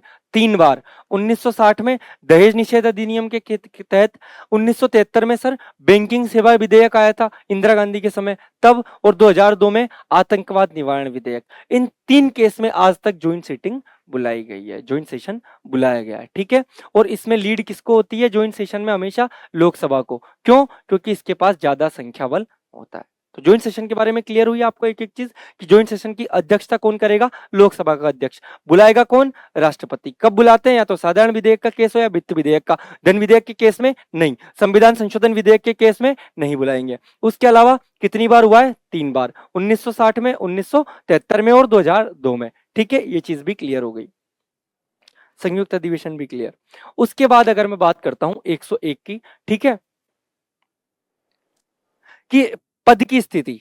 पद की स्थिति मतलब पद की रिक्ति, अगर इनका पद रिक्त हो जाए, कैसे केस में?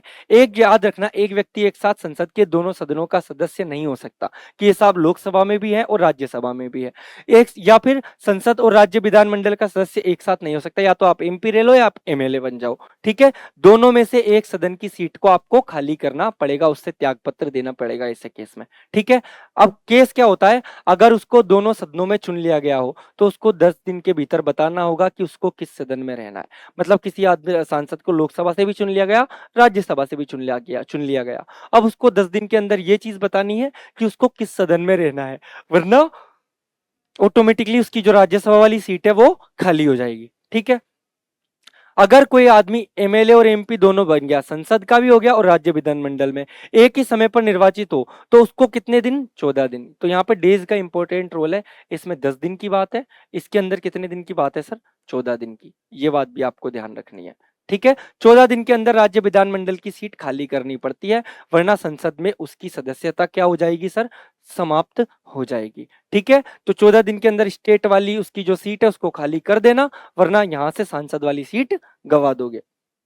एक ही सदन में अगर वो 2 सीटों पर जीत गया हो कि सर लोकसभा में ही 2 जगह से इलेक्शन लड़ लिया, जैसे आपको पता है राहुल गांधी लड़ते थे, ठीक है। जैसे अमेठी की सीट थी, अमेठी से भी लड़ते थे, और उसके अलावा कहां से? केरल से वायनाड सीट से भी राहुल गांधी लड़ते हैं, ठीक है। तो वो चीज आपको ध्यान रखनी है, जैसे अमेठी की सीट से स्मृति ईरानी से वो उस समय हार गए थे और उसके बाद वायनाड सीट से जीत गए। तो कई बार क्या होता है, जो बड़े नेता होते हैं वो 2-2 जगह से चुनाव लड़ते हैं, ठीक है। उनमें से क्या होता है, उनको स्वेच्छा से एक सीट खाली करनी पड़ती है, वरना दोनों सीटें उनकी चली जाती है। ये चीज भी क्लियर हो जाती है, सीट की रिक्ति वाला पार्ट। अब आता है 17वां, यहां पर मेजर इंपॉर्टेंट बात आती है। होता क्या है कि ना, हम जिनको भी कि भाई फलाने पदाधिकारी को हटाना है, तो उसके लिए कौन सी प्रक्रिया अपनाई जाएगी, उसके लिए हम बहुत ज्यादा कंफ्यूज हो जाते हैं। तो उसको कैसे डील करना है वो आपको मैं आसानी से बताता हूं। एक एक चीज को देखो अच्छे से। राष्ट्रपति को कब हटाया जाएगा सर? संविधान का अगर वो अतिक्रमण करे, संविधान के खिलाफ जाए, या फिर किसी विदेशी देश के बहकावे में आ गया, कुछ ऐसी चीजें कर रहा है, देश विरोधी कार्य में आ गया, तो ऐसे केस में राष्ट्रपति और महाभियोग लाया जा सकता है। अब इस केस में कैसे होगा, पहले देखो। लोकसभा है, एक साइड राज्यसभा है। पहले 1/4 सदस्य ये बात लिख कर दो कि भाई हमें राष्ट्रपति पर महाभियोग लाना है, तो कितने सदस्य लिख कर देंगे? 1/4। ये बात याद रखनी है, पहला स्टेप हो गया, ठीक है सर। दूसरा स्टेप, 1/4 सदस्य ने लिख के दी, उसके बाद 14 दिन पहले ही राष्ट्रपति को बता दो, राष्ट्रपति को आप लोग बता दो, और उसके बाद क्या होगा, 14 दिन पहले आपने ये चीज बता दी राष्ट्रपति को, तो राष्ट्रपति को अपना पक्ष रखने का अधिकार दे दिया जाएगा, ठीक है। तो 14 दिन पहले राष्ट्रपति को ये सूचना प्रस्ताव आप लाए, उसके पहले 14 दिन पहले सूचना देनी है, इस प्रस्ताव को लाने से पहले राष्ट्रपति को अपना पक्ष रखने का मौका मिलेगा। अब इसमें क्या है, 2/3 ऑफ टोटल सीट की संसद की कुल सीटें जितनी कितनी है। अब याद रखना, यहाँ पर ना एक मेजर इंपॉर्टेंट बात आ जाती है, कुल सीटों का ना ये लफड़ा हर जगह आपको आएगा। कुल सीटें ऐसे आपको डिसाइड करनी है, यहाँ पर मैंने आपको आसानी से लिख भी रखी है कि कुछ सीटें क्या होती है हमारे यहाँ पर रिक्त रह जाती है। जैसे अभी 543 सीट है सर लोकसभा में, उनमें से 15 सीट खाली है। अब 15 सीट खाली का मतलब क्या है? 15 सीट खाली का मतलब ये कि अगर किसी की इस्तीफा दे दिया, किसी ने, किसी की मृत्यु हो गई, तो ऐसे केस को हम बोलते हैं रिक्त सीटें। तो इसमें से रिक्त सीट को नहीं हटाना, इसमें वही प्रावधान आएगा कि कुल सीटें की, जैसे 543 सीटें ना हमारी लोकसभा में टोटल वर्तमान में 543, ठीक है। मैक्सिमम तो 550 तक हो सकती है, वर्तमान में 543, तो उसी 543 को लेना है, ठीक है। तो कुल संख्या का 2/3, ये याद रखना है। तो 2/3 किसका? कुल संख्या का। जैसे लोकसभा में कितनी है 543, ठीक है, राज्यसभा में कितनी है आपकी 245, ठीक है, तो वही टोटल संख्या से पारित करना पड़ता है, उसका भी कितना सर 2/3 बहुमत से। तो लोकसभा से 2/3 बहुमत किसी भी सदन से शुरू हो सकता है, राज्यसभा से आए तो पहले राज्यसभा से फिर लोकसभा से, दोनों सदनों से कितने से जरूरी है 2/3 बहुमत से, ठीक है, 2/3 बहुमत से। पहले सदन में अगर पास हो गया, इसमें लोकसभा भी हो सकती है राज्यसभा भी हो सकती है, दूसरे सदन में जाएगा, यहां पर जांच भी होगी उस पर, ठीक है, तो दूसरा सदन उस चीज की जांच करेगा, क्या राष्ट्रपति को दोबारा अपना पक्ष रखने का मौका दिया जाएगा कि सब मैंने ये चीज है, ये गड़बड़ी है, ठीक है, मैंने ये चीज नहीं की, राष्ट्रपति अपना पक्ष रख सकता है, और फिर उसका दूसरा सदन जांच करेगा, इसलिए इस प्रक्रिया को अर्धन्यायिक प्रक्रिया भी कहा जाता है। दूसरे सदन से भी अगर 2/3 बहुमत से पारित हो गया तो महाभियोग के तहत राष्ट्रपति को हटाया जा सकता है। आज तक किसी भी राष्ट्रपति को महाभियोग के तहत नहीं हटाया गया, पहली चीज। सुप्रीम कोर्ट के जज को कब हटाया जा सकता है, कदाचार और अक्षमता के केस में। इसके केस में क्या होगा सर, 100 लोकसभा सांसद और 50 राज्यसभा सांसद लिख कर देंगे, ठीक है, और उसके बाद उस प्रस्ताव को ये अध्यक्ष और सभापति पर निर्भर करता है कि उसको स्वीकार करे, ठीक है, वो स्वीकार भी कर सकता है, अस्वीकार भी कर सकता है, अस्वीकार कर दिया तो यहीं रद्द मामला। अगर उसने स्वीकार कर लिया, ठीक है, कि भाई ठीक है इस प्रस्ताव को आगे ले जाया जाएगा, तो पहले 3 सदस्यों की एक कमेटी बैठेगी, वो कमेटी में कौन होंगे, सुप्रीम कोर्ट का चीफ जस्टिस या जज होगा, हाई कोर्ट से एक जज चीफ जस्टिस को बुलाया जाएगा और एक प्रख्यात न्यायविद, ये 3 लोग होंगे। अब ये तीनों लोग सदस्यों की जो कमेटी है वो जांच करेगी कि जो जज पर लगाया गया आरोप है वो सही है या नहीं है, ठीक है, अगर वो आरोप सही, देखो सुप्रीम कोर्ट का चीफ जस्टिस पे अगर लग रहा है तो अदर जज ले लो, अदर जज पे लग रहा है तो चीफ जस्टिस को ले लो इस कमेटी के अंदर, हाई कोर्ट से किसी भी चीफ जस्टिस को आप ले सकते हो और प्रख्यात न्यायविद को, तीनों आए, तीनों ने जांच की, आरोप सही है या गलत है, गलत है तो खत्म मामला, सही है तो उसके आगे स्टेप बढ़ेगा, विशेष बहुमत से पारित होगा। अब इस विशेष बहुमत का मतलब क्या है, इसको बोलते हैं विशेष बहुमत सेकेंड टाइप। अब इसमें क्या है सर कि प्रेजेंट एंड वोटिंग का 2/3, कि जितने लोग उपस्थित है उसके 2/3 सदस्यों के बहुमत से पारित होना जरूरी है, प्लस तत्कालिक सदस्यों का 50% प्लस 1, कि उस समय पर जितनी सीट है उनके 50% की मेजोरिटी तो होनी चाहिए, ठीक है, और उसके अलावा प्रेजेंट एंड वोटिंग जितने वर्तमान में आए हैं उनका तो 2/3 ले लो, ठीक है, और तत्कालिक सदस्य का मतलब होता है कि जो मैंने आपको बताया था ना यहां पर, जैसे ये कि सर कुछ सीटें रिक्त हो जाती है, तो रिक्त सीटों को छोड़कर जितनी भी सीटें उनको बोला जाता है तत्कालिक, की टोटल सीट एक्सेप्ट रिक्त, रिक्त किस केस में, किसी ने इस्तीफा दे दिया बीच में, किसी की मृत्यु हो गई, बटा 2+1, और इसी को हम बोलते हैं तत्कालिक सदस्यों का बहुमत, ठीक है, तो या तो टोटल सीट एक्सेप्ट रिक्त बटा 2+1 वाला केस हो और साथ के अंदर ये प्रेजेंट एंड वोटिंग का 2/3, तो दोनों चीजें कंडीशन फुलफिल होना जरूरी है, और इसी बेसिस पे हम हाईकोर्ट के जज को हटा सकते हैं, इसी बेसिस पे सीएजी को हटाया जा सकता है, इसी बेसिस पे चीफ इलेक्शन कमिश्नर को हटाया जा सकता है, तो इन तीनों को हटाने की ये चीज आपको ध्यान रखनी है। और उसके अलावा एक छोटी सी बात देख लो, राज्यपाल हो गया, महान न्यायवादी हो गया या महाधिवक्ता हो गया, ये तीनों राष्ट्रपति के प्रसाद पर्यंत काम करेंगे, इनको राष्ट्रपति खुद की इच्छा से कभी भी हटा सकता है, ठीक है, लेकिन इन तीनों के केस में ये वाले स्टेप फॉलो करने होंगे, ठीक है।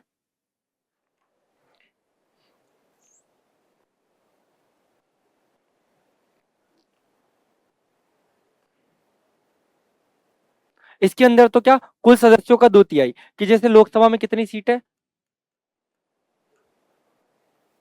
ठीक है, तो इनका 2/3, ये चीज आपको ध्यान रखनी है, ठीक है, राज्यसभा के अंदर भी कुल सीट का 2/3, इनके अंदर क्या है कि सर तात्कालिक बहुमत, टोटल सीट एक्सेप्ट रिक्त बटा 2+1, एक तो ये वाली कंडीशन, और प्रेजेंट एंड वोटिंग वर्तमान में कितने आए हैं सदन के अंदर उन सबका 2/3, ये दोनों कंडीशन फुलफिल होना जरूरी है।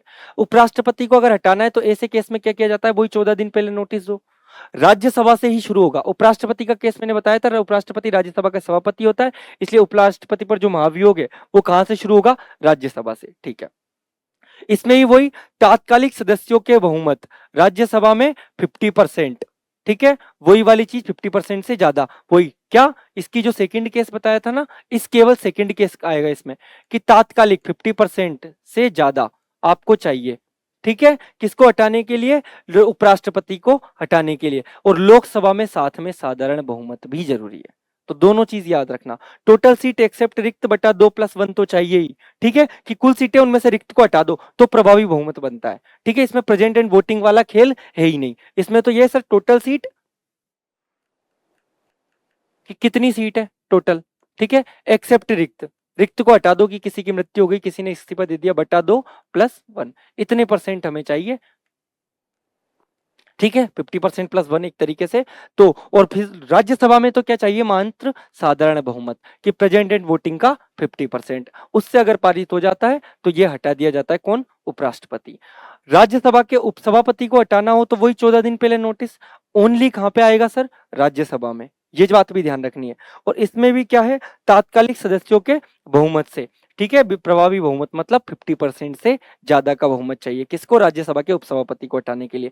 लोकसभा अध्यक्ष को अगर हटाना हो तो वो देख लो आप 14 दिन पहले, क्लियर, ओनली लोकसभा में आएगा और वही तात्कालिक सदस्यों के 50% से ज्यादा। तो लोकसभा के अध्यक्ष को भी इस बेसिस पर हटाया जाता है और उपाध्यक्ष को भी इस बेसिस पर हटाया जाता है। एकमात्र याद रखना, जैसे लोकसभा अध्यक्ष और उपाध्यक्ष को हटाते समय हमने देखा कि वही प्रभावी बहुमत, प्रभावी बहुमत मैंने आपको बता दिया बार बार, टोटल सीट एक्सेप्ट रिक्त बटा 2+1, ये चीज आपको याद रखनी। इसमें एक्सेप्ट सीट कौन सी है, रिक्त सीट है, वो जो जैसे किसी की मृत्यु हो गई, किसी का इस्तीफा हो गया, राष्ट्रपति के केस में उससे लेना देना है ही नहीं, राष्ट्रपति में चाहिए टोटल का, बाकी सब में इससे लेना देना है। तो टोटल सीट एक्सेप्ट रिक्त बटा 2+1 हो गया, पहली चीज तो ये, ठीक है।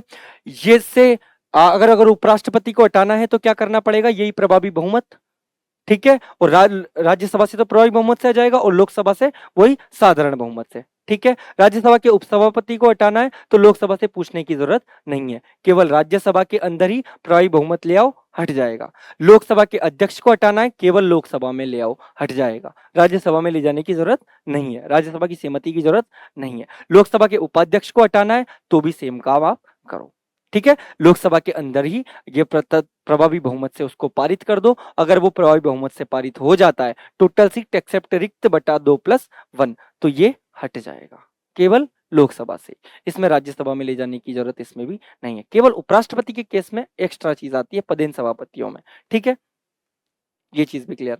अब बात आएगी सर साधारण बहुमत। साधारण बहुमत का केस वही कि जितने मेंबर प्रेजेंट है बटा 2+1, 50% ऑफ प्रेजेंट मेंबर, 50% से ज्यादा, ठीक है, तो greater than 50% of present member. सामान्य विधेयक हो, धन विधेयक हो, अविश्वास प्रस्ताव हो, विश्वास प्रस्ताव हो, इन सब केस में क्या चलता है, वही साधारण बहुमत का मामला। पूर्ण बहुमत का मामला कहां चलेगा सर, पूर्ण बहुमत का मतलब है कि जितनी सीट है बटा 2+1, जैसे हमारी 543 सीट है लोकसभा में, तो 543 बटा 2+1 मतलब 272, तो हम बोलते हैं 272 प्लस सीट आना जरूरी है, किसके लिए, केंद्रीय एवं राज्य सरकार में गठन के लिए। तो ये वाली चीज, जैसे केंद्र सरकार में गठन के लिए 272 चाहिए लोकसभा के लिए, ठीक है।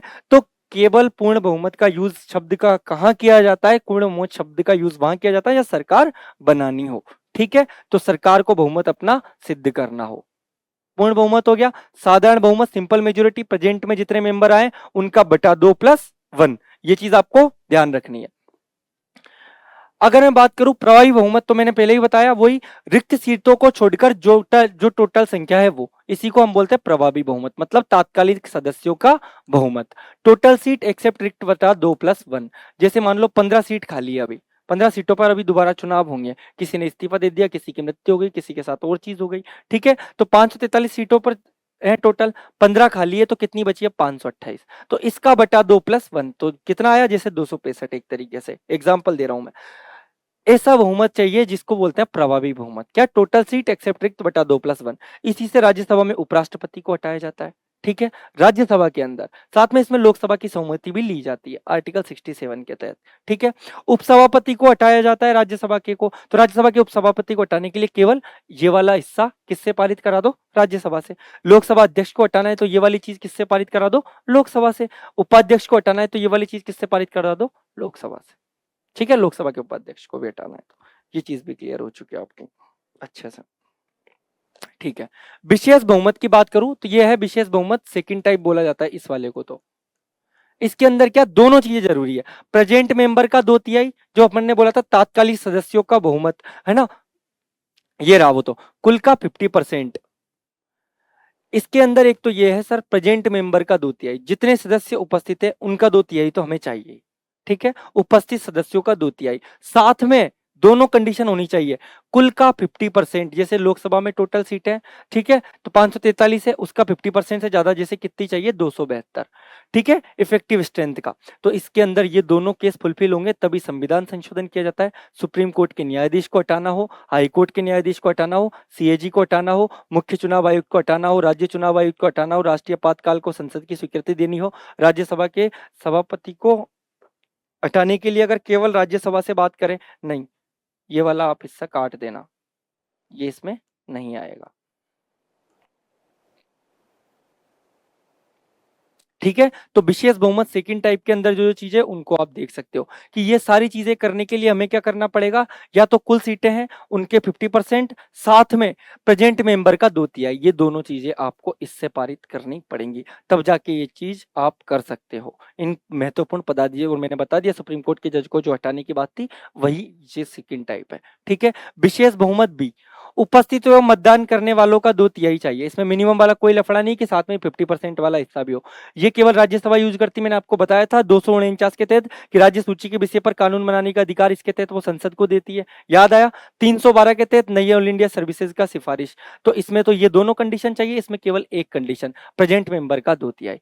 विशेष बहुमत सदन की कुल संख्या का 2/3, जो राष्ट्रपति में बोलते हैं, राष्ट्रपति पर महाभियोग जिसमें लगाया जाता है। कुल संख्या जैसे 543 है तो 543 का 2/3, यह याद रखना। संसद से विशेष बहुमत प्लस आधे राज्यों की सहमति, इसमें क्या होगा, राष्ट्रपति की निर्वाचन प्रक्रिया को कुछ इंप्रूव करना हो, केंद्रीय एवं राज्य की शक्तियों का कुछ विस्तार करना हो, केंद्रीय एवं राज्य के बीच विधायी शक्तियों का विभाजन करना हो, सुप्रीम कोर्ट और हाई कोर्ट से रिलेटेड कुछ चीजें करनी हो, संसद में राज्यों का प्रतिनिधित्व करना हो, या फिर आर्टिकल 368 में खुद संशोधन करना हो, तो ये सबसे ज्यादा टफ है। आधे राज्यों की सहमति भी चाहिए और संसद से विशेष बहुमत भी आपको ऐसे केस में चाहिए होता है।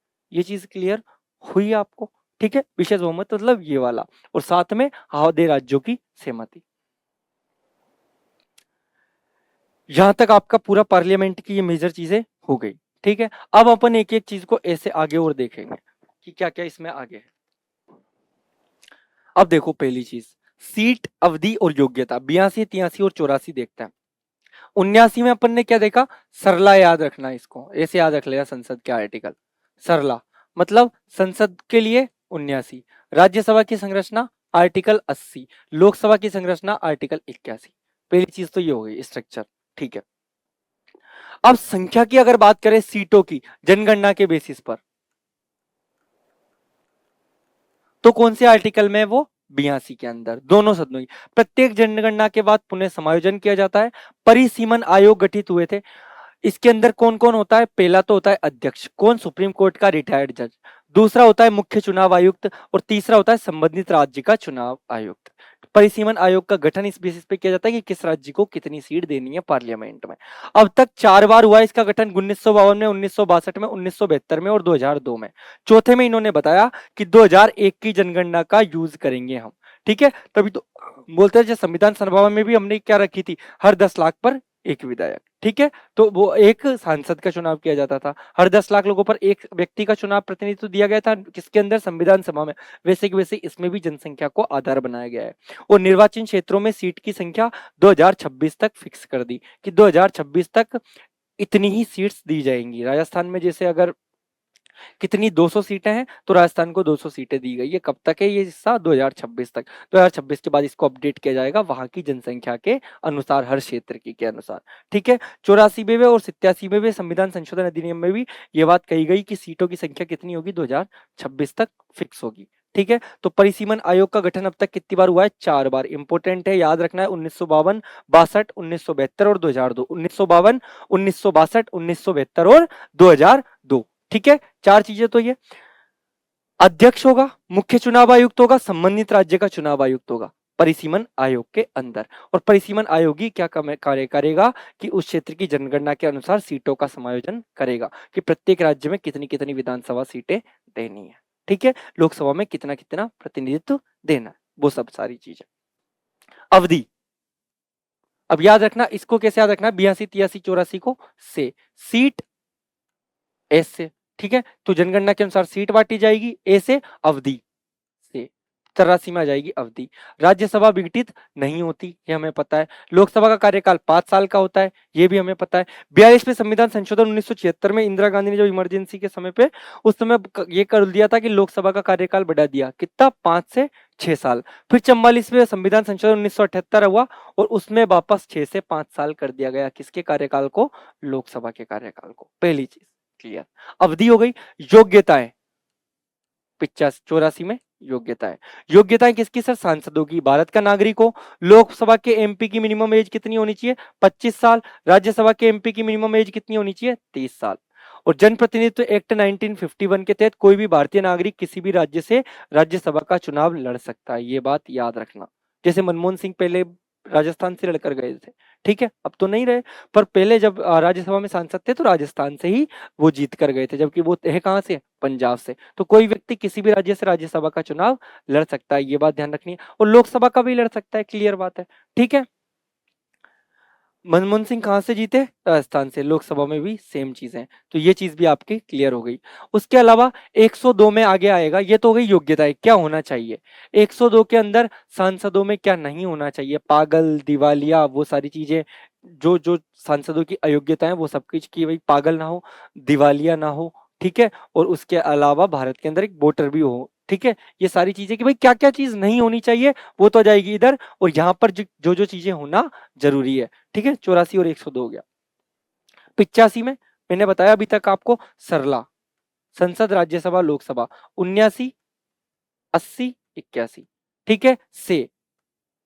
तो इसमें क्या जाएगा, 82 में सीट, ए से अवधि, 83 में अवधि, 84 में योग्यता। तो 82, 83, 84 तक क्लियर। 85 में सरला से अब आ जाएगा सब।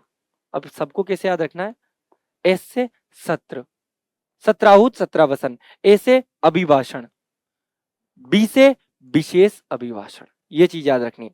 सत्राहुत करना, सदन को सत्रावसन करना, सत्र विघटन करना कौन करेगा, राष्ट्रपति। स्थगित कौन करेगा, लोकसभा में लोकसभा का अध्यक्ष और राज्यसभा में सभापति। ये सब कुछ मैं आपको बता चुका हूं, बस यहाँ आर्टिकल याद करना है इनका। तो सत्राहुत, सत्रावसन वाली चीज 85 में। ए से अभिभाषण, मैंने आपको बताया था, एक तो राष्ट्रपति हर साल आके वही सत्र के शुरू में अपना भाषण देता है, सामान्य भाषण होता है, इसमें कोई अलग चीज नहीं होती। तो यहां पर सामान्य अभिभाषण है राष्ट्रपति का, ठीक है। अब यहां से ये इसके अंदर है, इधर लिख दिया था, इसके अंदर विशेष अभिभाषण राष्ट्रपति का, ठीक है। ये कब होता है, सॉरी, आम चुनावों के, ये मिटा क्यों दिया मैंने। हर आम चुनावों के बाद राष्ट्रपति सबसे पहले जो संबोधन करेगा वो विशेष अभिभाषण में आता है, आर्टिकल 87 में। हर सत्र के शुरू में करता है वो तो राष्ट्रपति का सामान्य अभिभाषण हो गया 86 में। 87 में क्या है, राष्ट्रपति का विशेष अभिभाषण हर आम चुनावों के बाद, या फिर संयुक्त अभिभाषण होता है, इसके अंदर फर्स्ट बैठक में लिया जाता है प्रत्येक वर्ष। ये प्रत्येक वर्ष नहीं होता, ये बात आपको ध्यान रखनी है। इसके अंदर बस ये, इसको तैयार करता है मंत्रिपरिषद, इसमें सरकार की भावी योजनाओं का वर्णन होता है, किसके अंदर, विशेष अभिभाषण में। और इसी के फेवर में बाद में क्या लाया जाता है सर, धन्यवाद प्रस्ताव, जो हमने वहां पर पढ़ा था, वो भी आपको याद रखना है। 88 में मैंने आपको पहले ही बता दिया था कि मंत्री और महान्यायवादी किसी भी सदन में भाग ले सकते हैं, लेकिन मतदान मंत्री अपने ही सदन में करेगा और महान्यायवादी को मतदान करने का अधिकार नहीं होता, ठीक है। तो ये 88 तक क्लियर। उसके आगे आ जाओ, 89 से 93 तक। 89 में पद, राज्यसभा के सभापति और उपसभापति के पद की बात है, ठीक है, कि भाई राज्यसभा में राज्यसभा से रिलेटेड है 89 से 92 में, ठीक है। और इसमें भी क्या, राज्यसभा के पदेन अधिकारियों से, कि भाई पद, राज्यसभा के सभापति और उपसभापति के पद की चर्चा आर्टिकल 89 में। उपसभापति कौन चुनता है, राज्यसभा, और सभापति तो उपराष्ट्रपति को ही बनाया जाता है, ठीक है। सभापति का चुनाव उपराष्ट्रपति के रूप में होगा, दोनों के चुनाव की बात भी आ गई, ठीक है। अगर उपसभापति का पद खाली, ठीक है, 90 में क्या है, राज्यसभा के सभापति का तो अपन ने उसमें देखा था किसके अंदर, उपराष्ट्रपति वाले हिस्से में। यहाँ पर केवल उपसभापति की चर्चा होगी कि उपसभापति का पद खाली है, कि अगर वो हट गया, उसने त्याग पत्र दे दिया या उसकी सदस्यता खत्म हो गई, ठीक है। तो पद खाली होने पर अब ये वाली चीज, अरे यार, सभापति और उपसभापति का पद खाली होने की चीज अगर उनको हटा दिया जाए, उन्होंने त्याग पत्र दे दे, और अगर उनकी सदस्यता खत्म हो जाए और उनके कार्यकाल, ठीक है। उपराष्ट्रपति की अलग से है सभापति के रूप में, पता है ना आपको उपराष्ट्रपति के जो अपन ने पढ़े थे सारे आर्टिकल, तो वहां पे उपराष्ट्रपति की सारी चीजें, यहाँ पर उपसभापति के बारे में ये चीज कि अगर उसको हटा दें, वो त्याग पत्र दे दे या उसकी सदस्यता खत्म कर दे तो पद खाली होने की बात है। अब सभापति का खाली होने पर काम कौन करेगा, उसकी जगह उपसभापति सभापति का कार्य करेगा। ये कौन से आर्टिकल में, 91 में। और 92 में यह है कि अगर सभापति और उपसभापति को पद से हटाने का संकल्प विचाराधीन है, पीठासीन नहीं रहेगा, निर्णायक मत नहीं दे सकता। हालांकि साधारण मत दे सकता है लेकिन वो देते नहीं है कभी भी, ठीक है, और बैठक में भाग ले सकता है, ठीक है। ये चीज भी आपको ध्यान रखनी है क्योंकि ऐसे कैसे वो पीठासीन नहीं रहेगा।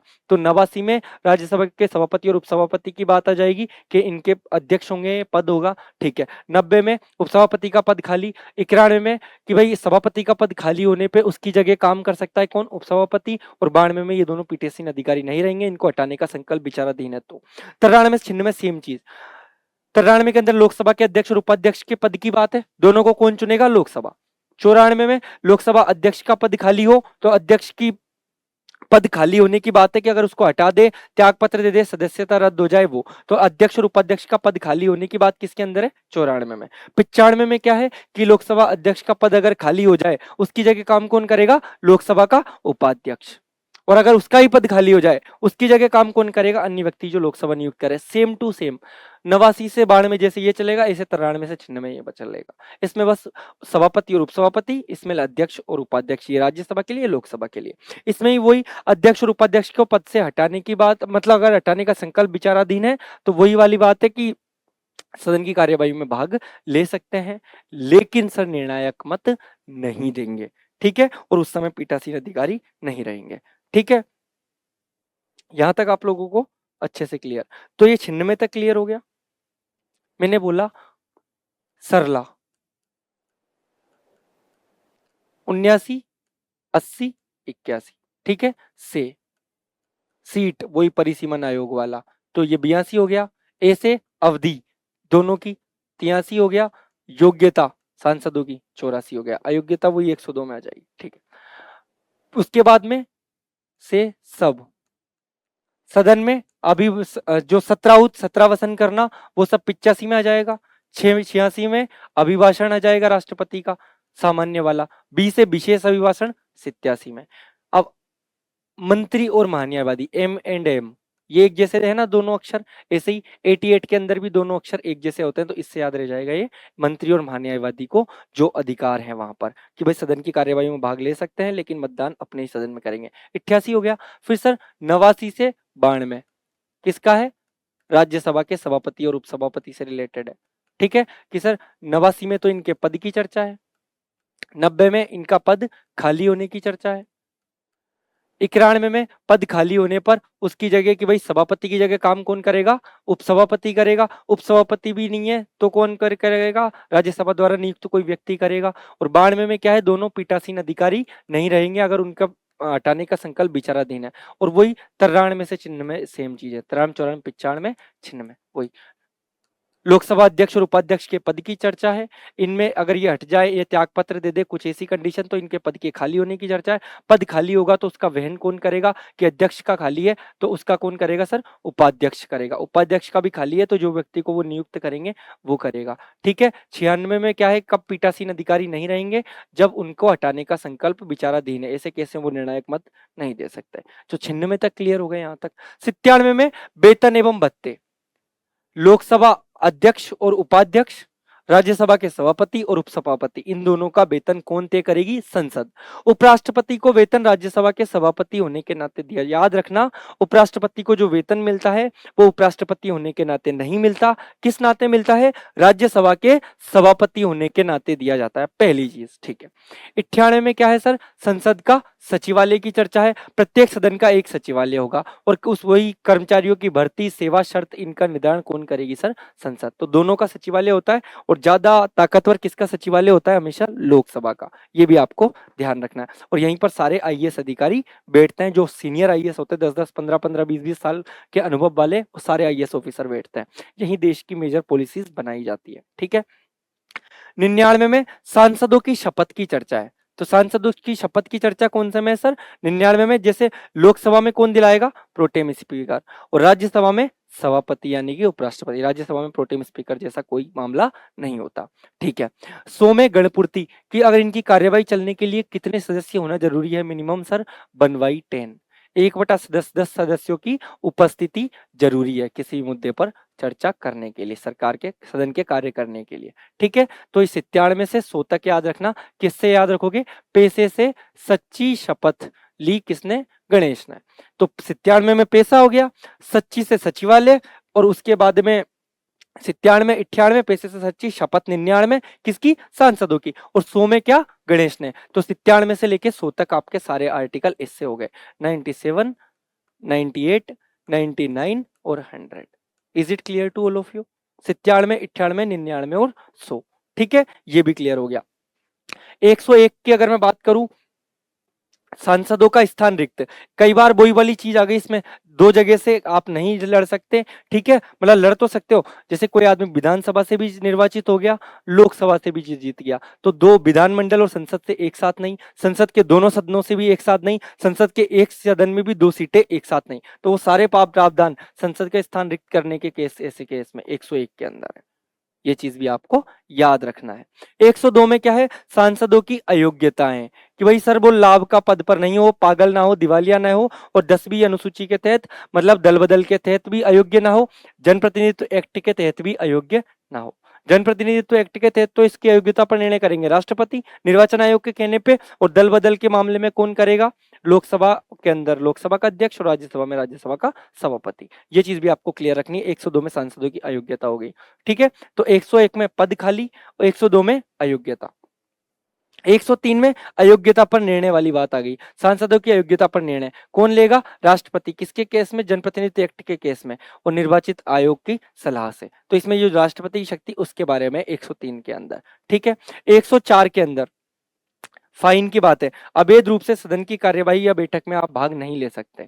ठीक है, आप अगर सांसद नहीं हो और आप पहुंच गए पार्लियामेंट के अंदर, ठीक है, या फिर किसी सांसद पे दल बदल लग रखा है, उसको हटा रखा है, उसकी सदस्यता रद्द कर दी, उसके बावजूद भी अगर वो किसी बैठक में भाग ले रहा है तो उस पर 500 रुपए का फाइन कर दिया जाता है। 104 ये है।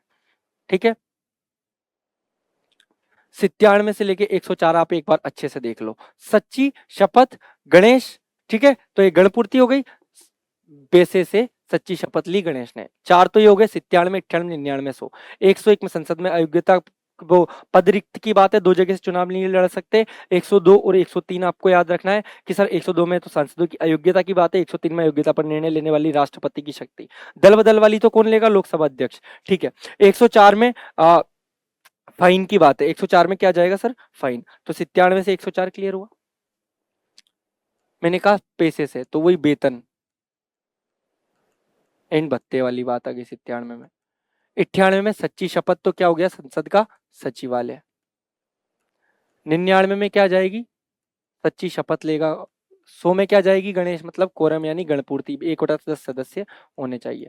101 में मैंने क्या बोली? 2 चीजें एक साथ हो गई ना, एक और एक 2 बार आ गए, तो इसमें हमें याद रखना है कि आप दोनों सदनों से नहीं हो सकते, नहीं लड़ सकते, वो सारे प्रावधान 101 में। 102 में क्या है? अयोग्यता। 103 में क्या है? अयोग्यता पर निर्णय लेगा कौन? सर राष्ट्रपति। ठीक है, तो 97 से लेके 103 तक ये सारे के सारे आपके ऐसे कैसे ही कवर हो जाते हैं। ठीक है, कंप्लीट देख लो। ठीक है, 104 लिखना भूल गया मैं। 104 में क्या जाएगा? वही फाइन वाली चीज है, वो कवर कर लेना। ठीक है, 105, 105 में क्या है सर? शक्तियां। किसकी? मेंबर ऑफ पार्लियामेंट की, सदनों की, लोकसभा और राज्यसभा की जो शक्तियां हैं, संसदीय समितियों की। तो इनकी जितनी भी शक्तियां हैं, कोई भी सांसद की, सदन की, उसके लोकसभा हुआ, राज्यसभा हुआ, उसके अलावा संसदीय समितियों की सारी शक्तियों का उल्लेख है 105 में। ठीक है, ये भी याद रखना। 106 में क्या है? वेतन एवं भत्ते। किसके? सांसदों के। उसके अलावा 97 में हमने देखे, लेकिन वो किसके वेतन भत्ते थे 97 में? जिनका आर्टिकल 89 से 92 में चला, जिनका 93 से 96 में चला, वही लोकसभा के अध्यक्ष और उपाध्यक्ष, राज्यसभा के सभापति और उपसभापति, उनके वेतन की बात थी 97 में। लेकिन 106 में किसकी? जो भी मेंबर ऑफ पार्लियामेंट है यानी सांसद है, उनके वेतन की बात है। उनका वेतन भी कौन निर्धारित करेगी? संसद निर्धारित करेगी सर। ठीक है, 97 में यहाँ ये आ गया ना, हमने किसका देखा था, लोकसभा अध्यक्ष और उपाध्यक्ष का। आर्टिकल 97 के तहत इनके वेतन की बात थी और 106 के तहत सांसदों के वेतन की बात है। तो 105 शक्ति, 106 में वेतन एवं भत्ते। 107 में क्या है, विचाराधीन विधेयक। याद रखो, इसमें केवल इतना सा ढंग से आपको समझना है, राज्यसभा में अगर कोई विधेयक है, मतलब राज्यसभा में चालू है वो, मान लो लोकसभा ने, जैसे कोई विधेयक था, लोकसभा ने पारित कर दिया, लेकिन राज्यसभा के अंदर अभी वो लंबित बोला जाता है, लंबित यानी राज्यसभा में चर्चाधीन है, ठीक है, तो वो विधेयक अगर पारित नहीं किया उसको, तो वो व्यपगत नहीं होगा। पहली चीज, क्या बोला मैंने, इस चीज को ध्यान से समझना। लोकसभा में कोई विधेयक है वो पारित कर दिया था मान लो पहले, ठीक है, उसके बाद वो राज्यसभा में लंबित है, ठीक है, लोकसभा ने पारित करके भेज दिया, राज्यसभा में विचाराधीन है, तो उसको तो व्यपगत नहीं हो सकता, ठीक है। पेंडिंग विधेयक के बारे में हम लोग बात कर रहे थे। कब विधेयक समाप्त नहीं होगा, जब सर लोकसभा के विघटन के बाद भी, कि भाई लोकसभा का विघटन हो गया उसके बावजूद भी किस समय केस में विधेयक समाप्त नहीं होगा, यदि कोई विधेयक है जो दोनों सदनों से पास हो गया, कि लोकसभा से ही पास हो चुका है, राज्यसभा से पास हो चुका है, राष्ट्रपति के पास विचाराधीन है, वो व्यपगत नहीं हो सकता। व्यपगत यानी वो समाप्त नहीं हो सकता। लोकसभा से पास होकर राज्यसभा में पड़ा है, तो नई लोकसभा आने के बाद उसको फिर से आगे प्रोसीड किया जा सकता है। तो बस ये दो केस में नहीं होगा, बाकी जितने केस है उसके अंदर विधेयक जो है वो व्यपगत हो जाएगा। बस इतना आपको समझना है इसमें। 109 में किसकी बात है सर, धन विधेयक की, ठीक है, राज्यसभा से नहीं होगा कभी भी, लोकसभा में पारित होगा। राज्यसभा 14 दिन का टाइम होता है राज्यसभा को, या तो 14 दिन में पारित कर दो, या अपने पास रख लो तो वो अपने आप पारित हो जाएगा, या फिर आपको कोई पुनर्विचार के लिए एक तरीके से हमें देना है, कोई सजेशन देना है तो दे दो। अगर सजेशन हम मान भी सकते हैं, नहीं भी मान सकते, और मानकर भी पारित कर देंगे, नहीं भी मानकर पारित करेंगे, पारित हो जाएगा, ठीक है। लोकसभा सिफारिशों को स्वीकार भी कर सकती है और अस्वीकार भी कर सकती है, वही वाली चीज है इसमें, और फिर उसके बाद ये पारित हो जाता है, ठीक है। तो ये 109 में धन विधेयक की बात है। 110 में क्या है सर, मनी बिल यानी धन विधेयक की परिभाषा। सभी धन विधेयक वित्त विधेयक होते हैं, ध्यान रखना, मैंने पहले ही बताया था, लेकिन सभी वित्त विधेयक धन विधेयक नहीं होते। बट उल्टा सही नहीं है, but vice versa is not true, ठीक है। 110 हो गया। 111 में क्या है सर, राष्ट्रपति की सारी वीटो पावर है, ठीक है।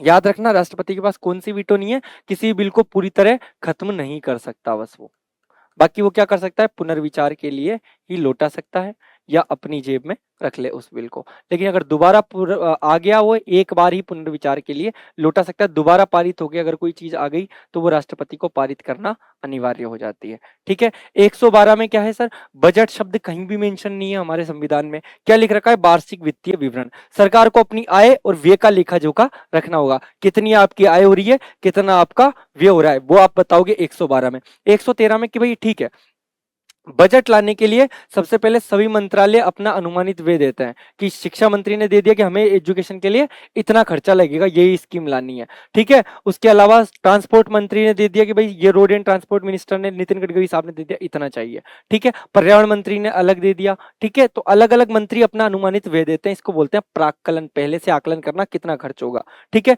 उसके बाद विनियोग विधेयक आता है, कि जो आपने दिया उस पैसे को पास किया जाता है, ठीक है। तो ये हमेशा याद रखो, बजट केवल भाषण होता है, भाषण सुनाया कि ये योजनाएं हमें चाहिए। अब इन योजनाओं को पारित करने के लिए प्राक्कलन करके सभी मंत्रालय बोलेंगे ये योजनाएं लागू करने में इतना व्यय लगेगा, ये व्यय की बात आ गई। विनियोग विधेयक में उसके लिए पैसा अलॉट होगा। तो याद रखना, केवल बजट में कोई चीज आ जाए उससे कोई लेना देना नहीं है, उसका विनियोग विधेयक पारित हुआ है या नहीं, सबसे पहले ये चेक करना जरूरी है, और ये पारित होगा ना तभी उस चीज के लिए पैसा अलॉट होगा, ठीक है।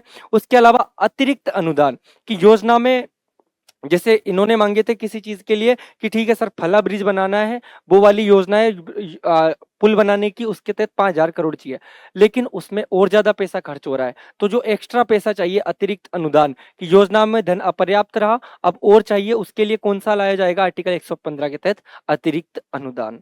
उसके अलावा 116 लेखानुदान कि सर बजट की जो प्रक्रिया है ना, उसकी प्रोसेस है, उसमें 2-3 महीने लग जाते हैं उसको पूरा पारित करने में, तो इतने दिन तक कैसे खर्चा चलाया जाए, उसके लिए किसको पारित करेंगे, तो इसको बोलते हैं लेखानुदान। कि सर बजट पारित होने की प्रोसेस में 2 से 3 महीने लग जाते हैं, इस समय के खर्चे के लिए जो चाहिए उसको बोला गया लेखानुदान।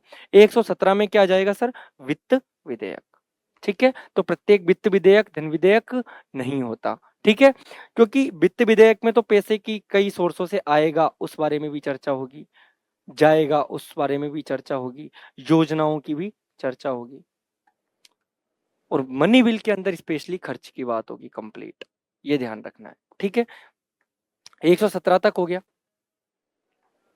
याद रहेगा।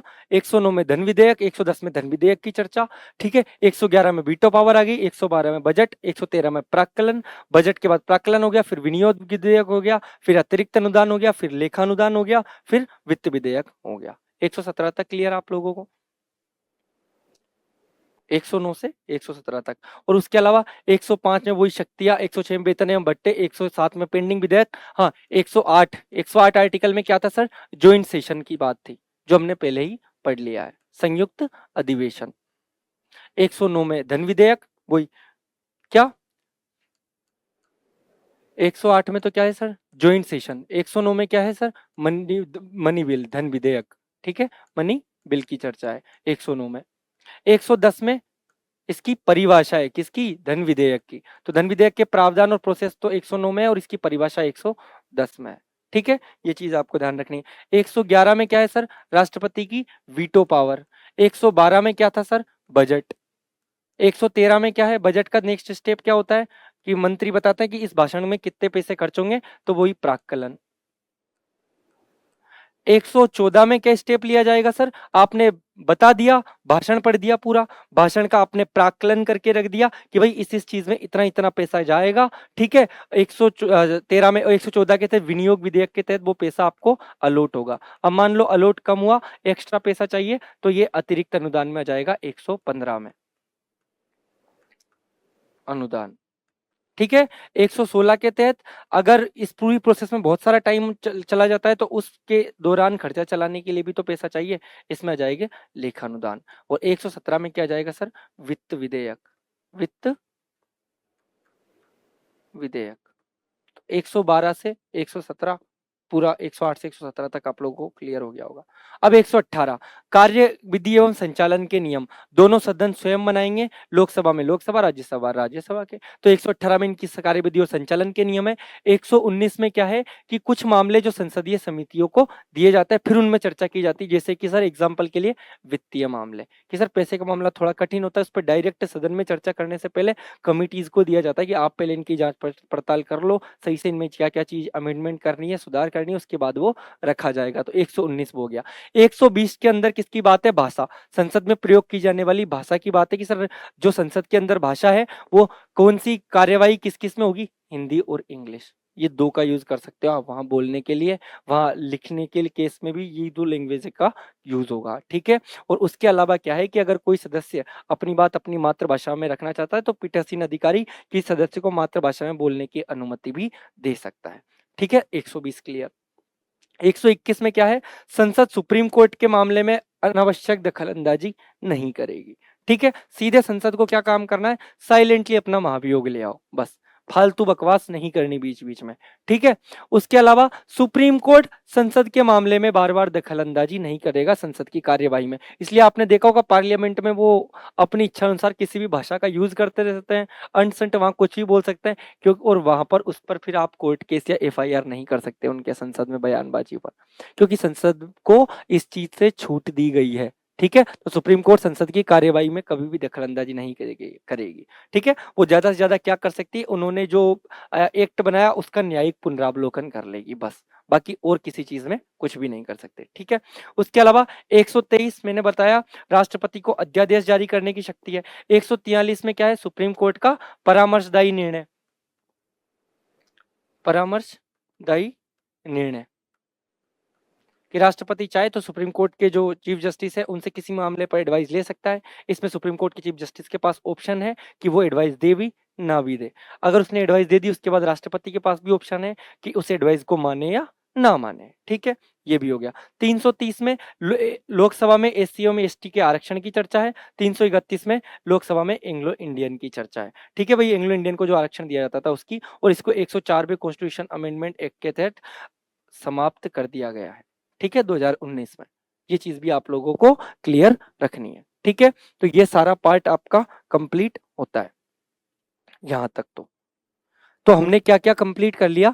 अब बचिए आपके 124 से जो आर्टिकल है आगे के, है ना, सारे किसके अंदर, इसके अंदर सुप्रीम कोर्ट मेजर, जो सुप्रीम कोर्ट के हम सारे आर्टिकल देखेंगे। फिर आपके जो छोटे छोटे टॉपिक है सिलेबस में, एक्स्ट्रा इंडियन पॉलिटी के, वो सारे करेंगे। उसके बाद राजस्थान पॉलिटी के पार्ट आ जाएंगे, 2 पार्ट के अंदर कंप्लीट राजस्थान पॉलिटी की वीडियो। और उसके बाद ज्यादा से ज्यादा एक क्लास, बड़ी क्लास लगेगी थोड़ी 3-4 घंटे की, उसमें मैं सारे आयोग 2 घंटे के मान लो मैक्सिमम, उसमें आपको अच्छे से आयोग भी याद करवा दूंगा। और इससे आपकी इंडिया और राजस्थान पॉलिटी पूरी अच्छे से पूर्णतया कवर हो जाएगी। ठीक है,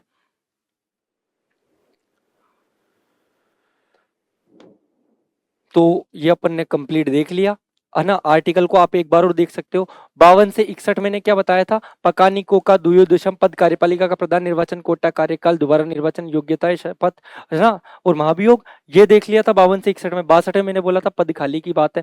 63 से 69 में मैंने उपराष्ट्रपति के आर्टिकल बोले आपको, उसका निकाच, उपराष्ट्रपति का पद, सभापति, फिर कार्यवाहक राष्ट्रपति का काम करेगा, उसका निर्वाचन, कार्यकाल, है ना, फिर दोबारा चुनाव होगा, फिर से ऐसे शपथ, उसका नुकाच, फिर 70 में मैंने बोला था क्या, खाली पद।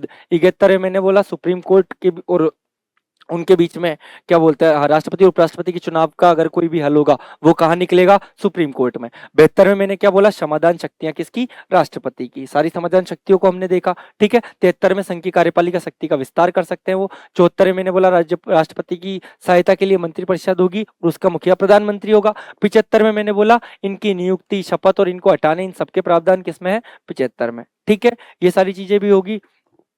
76 में हमने क्या देखा, 76, 77, 78, इसके अंदर भी अपन ने वही सारी चीजें, इनके अंदर 74 में इनकी बात, 75 में इसकी बात है, 76 में वो महान्यायवादी की बात हमने देखी थी कि जो महान्यायवादी होगा, अटॉर्नी जनरल ऑफ इंडिया, महान्यायवादी, उससे रिलेटेड आर्टिकल था।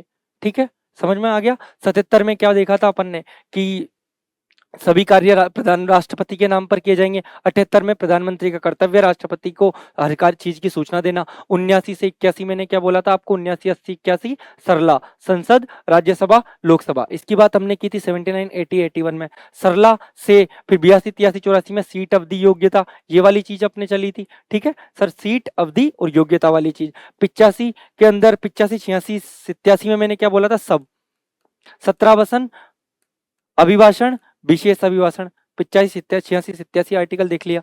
88 में मैंने बोला था मंत्री और महान्यायवादी के अधिकार वाली चीज थी। 89 से लेके 92 तक मैंने क्या बोला था, राज्यसभा के सभापति और उपसभापति की बात। 93 से लेके 96 तक लोकसभा के सभाध्यक्ष और उपाध्यक्ष की बात थी। 97 में इनके क्या बोलते हैं, वेतन एवं भत्ते की बात थी, इन्हीं दोनों के। फिर पैसे से सच्ची शपथ लेगा गणेश, तो 98 में सच्ची मतलब सच्ची वाले की बात थी। 99 में शपथ की बात थी और गणेश मतलब गणपूर्ति की बात थी 100 में। याद आया। 101 में मैंने बोला था ये दोनों एक जैसे हैं, तो मतलब एक 2 सीट से आप चुनाव नहीं लड़ सकते, वो सारी चीजें 101 में आ जाएगी। 102 में उनकी अयोग्यता, 103 में अयोग्यता पर निर्णय कौन लेगा, राष्ट्रपति, वो सारी चीजें आ जाएगी। ठीक है, तो उसके बाद क्या सारे आर्टिकल जस्ट पहले मैंने बताई है। तो इस तरीके से आपका ये पहला पार्ट पॉलिटी का लगभग कंप्लीट होता है। सेकंड पार्ट भी, अब इसमें आपकी न्यायपालिका बच रही है और जो गठबंधन सरकारें हैं, लोकतांत्रिक राजनीति, वो छोटे मोटे टॉपिक्स है, उनको अगली क्लास में हम कवर करेंगे। धन्यवाद।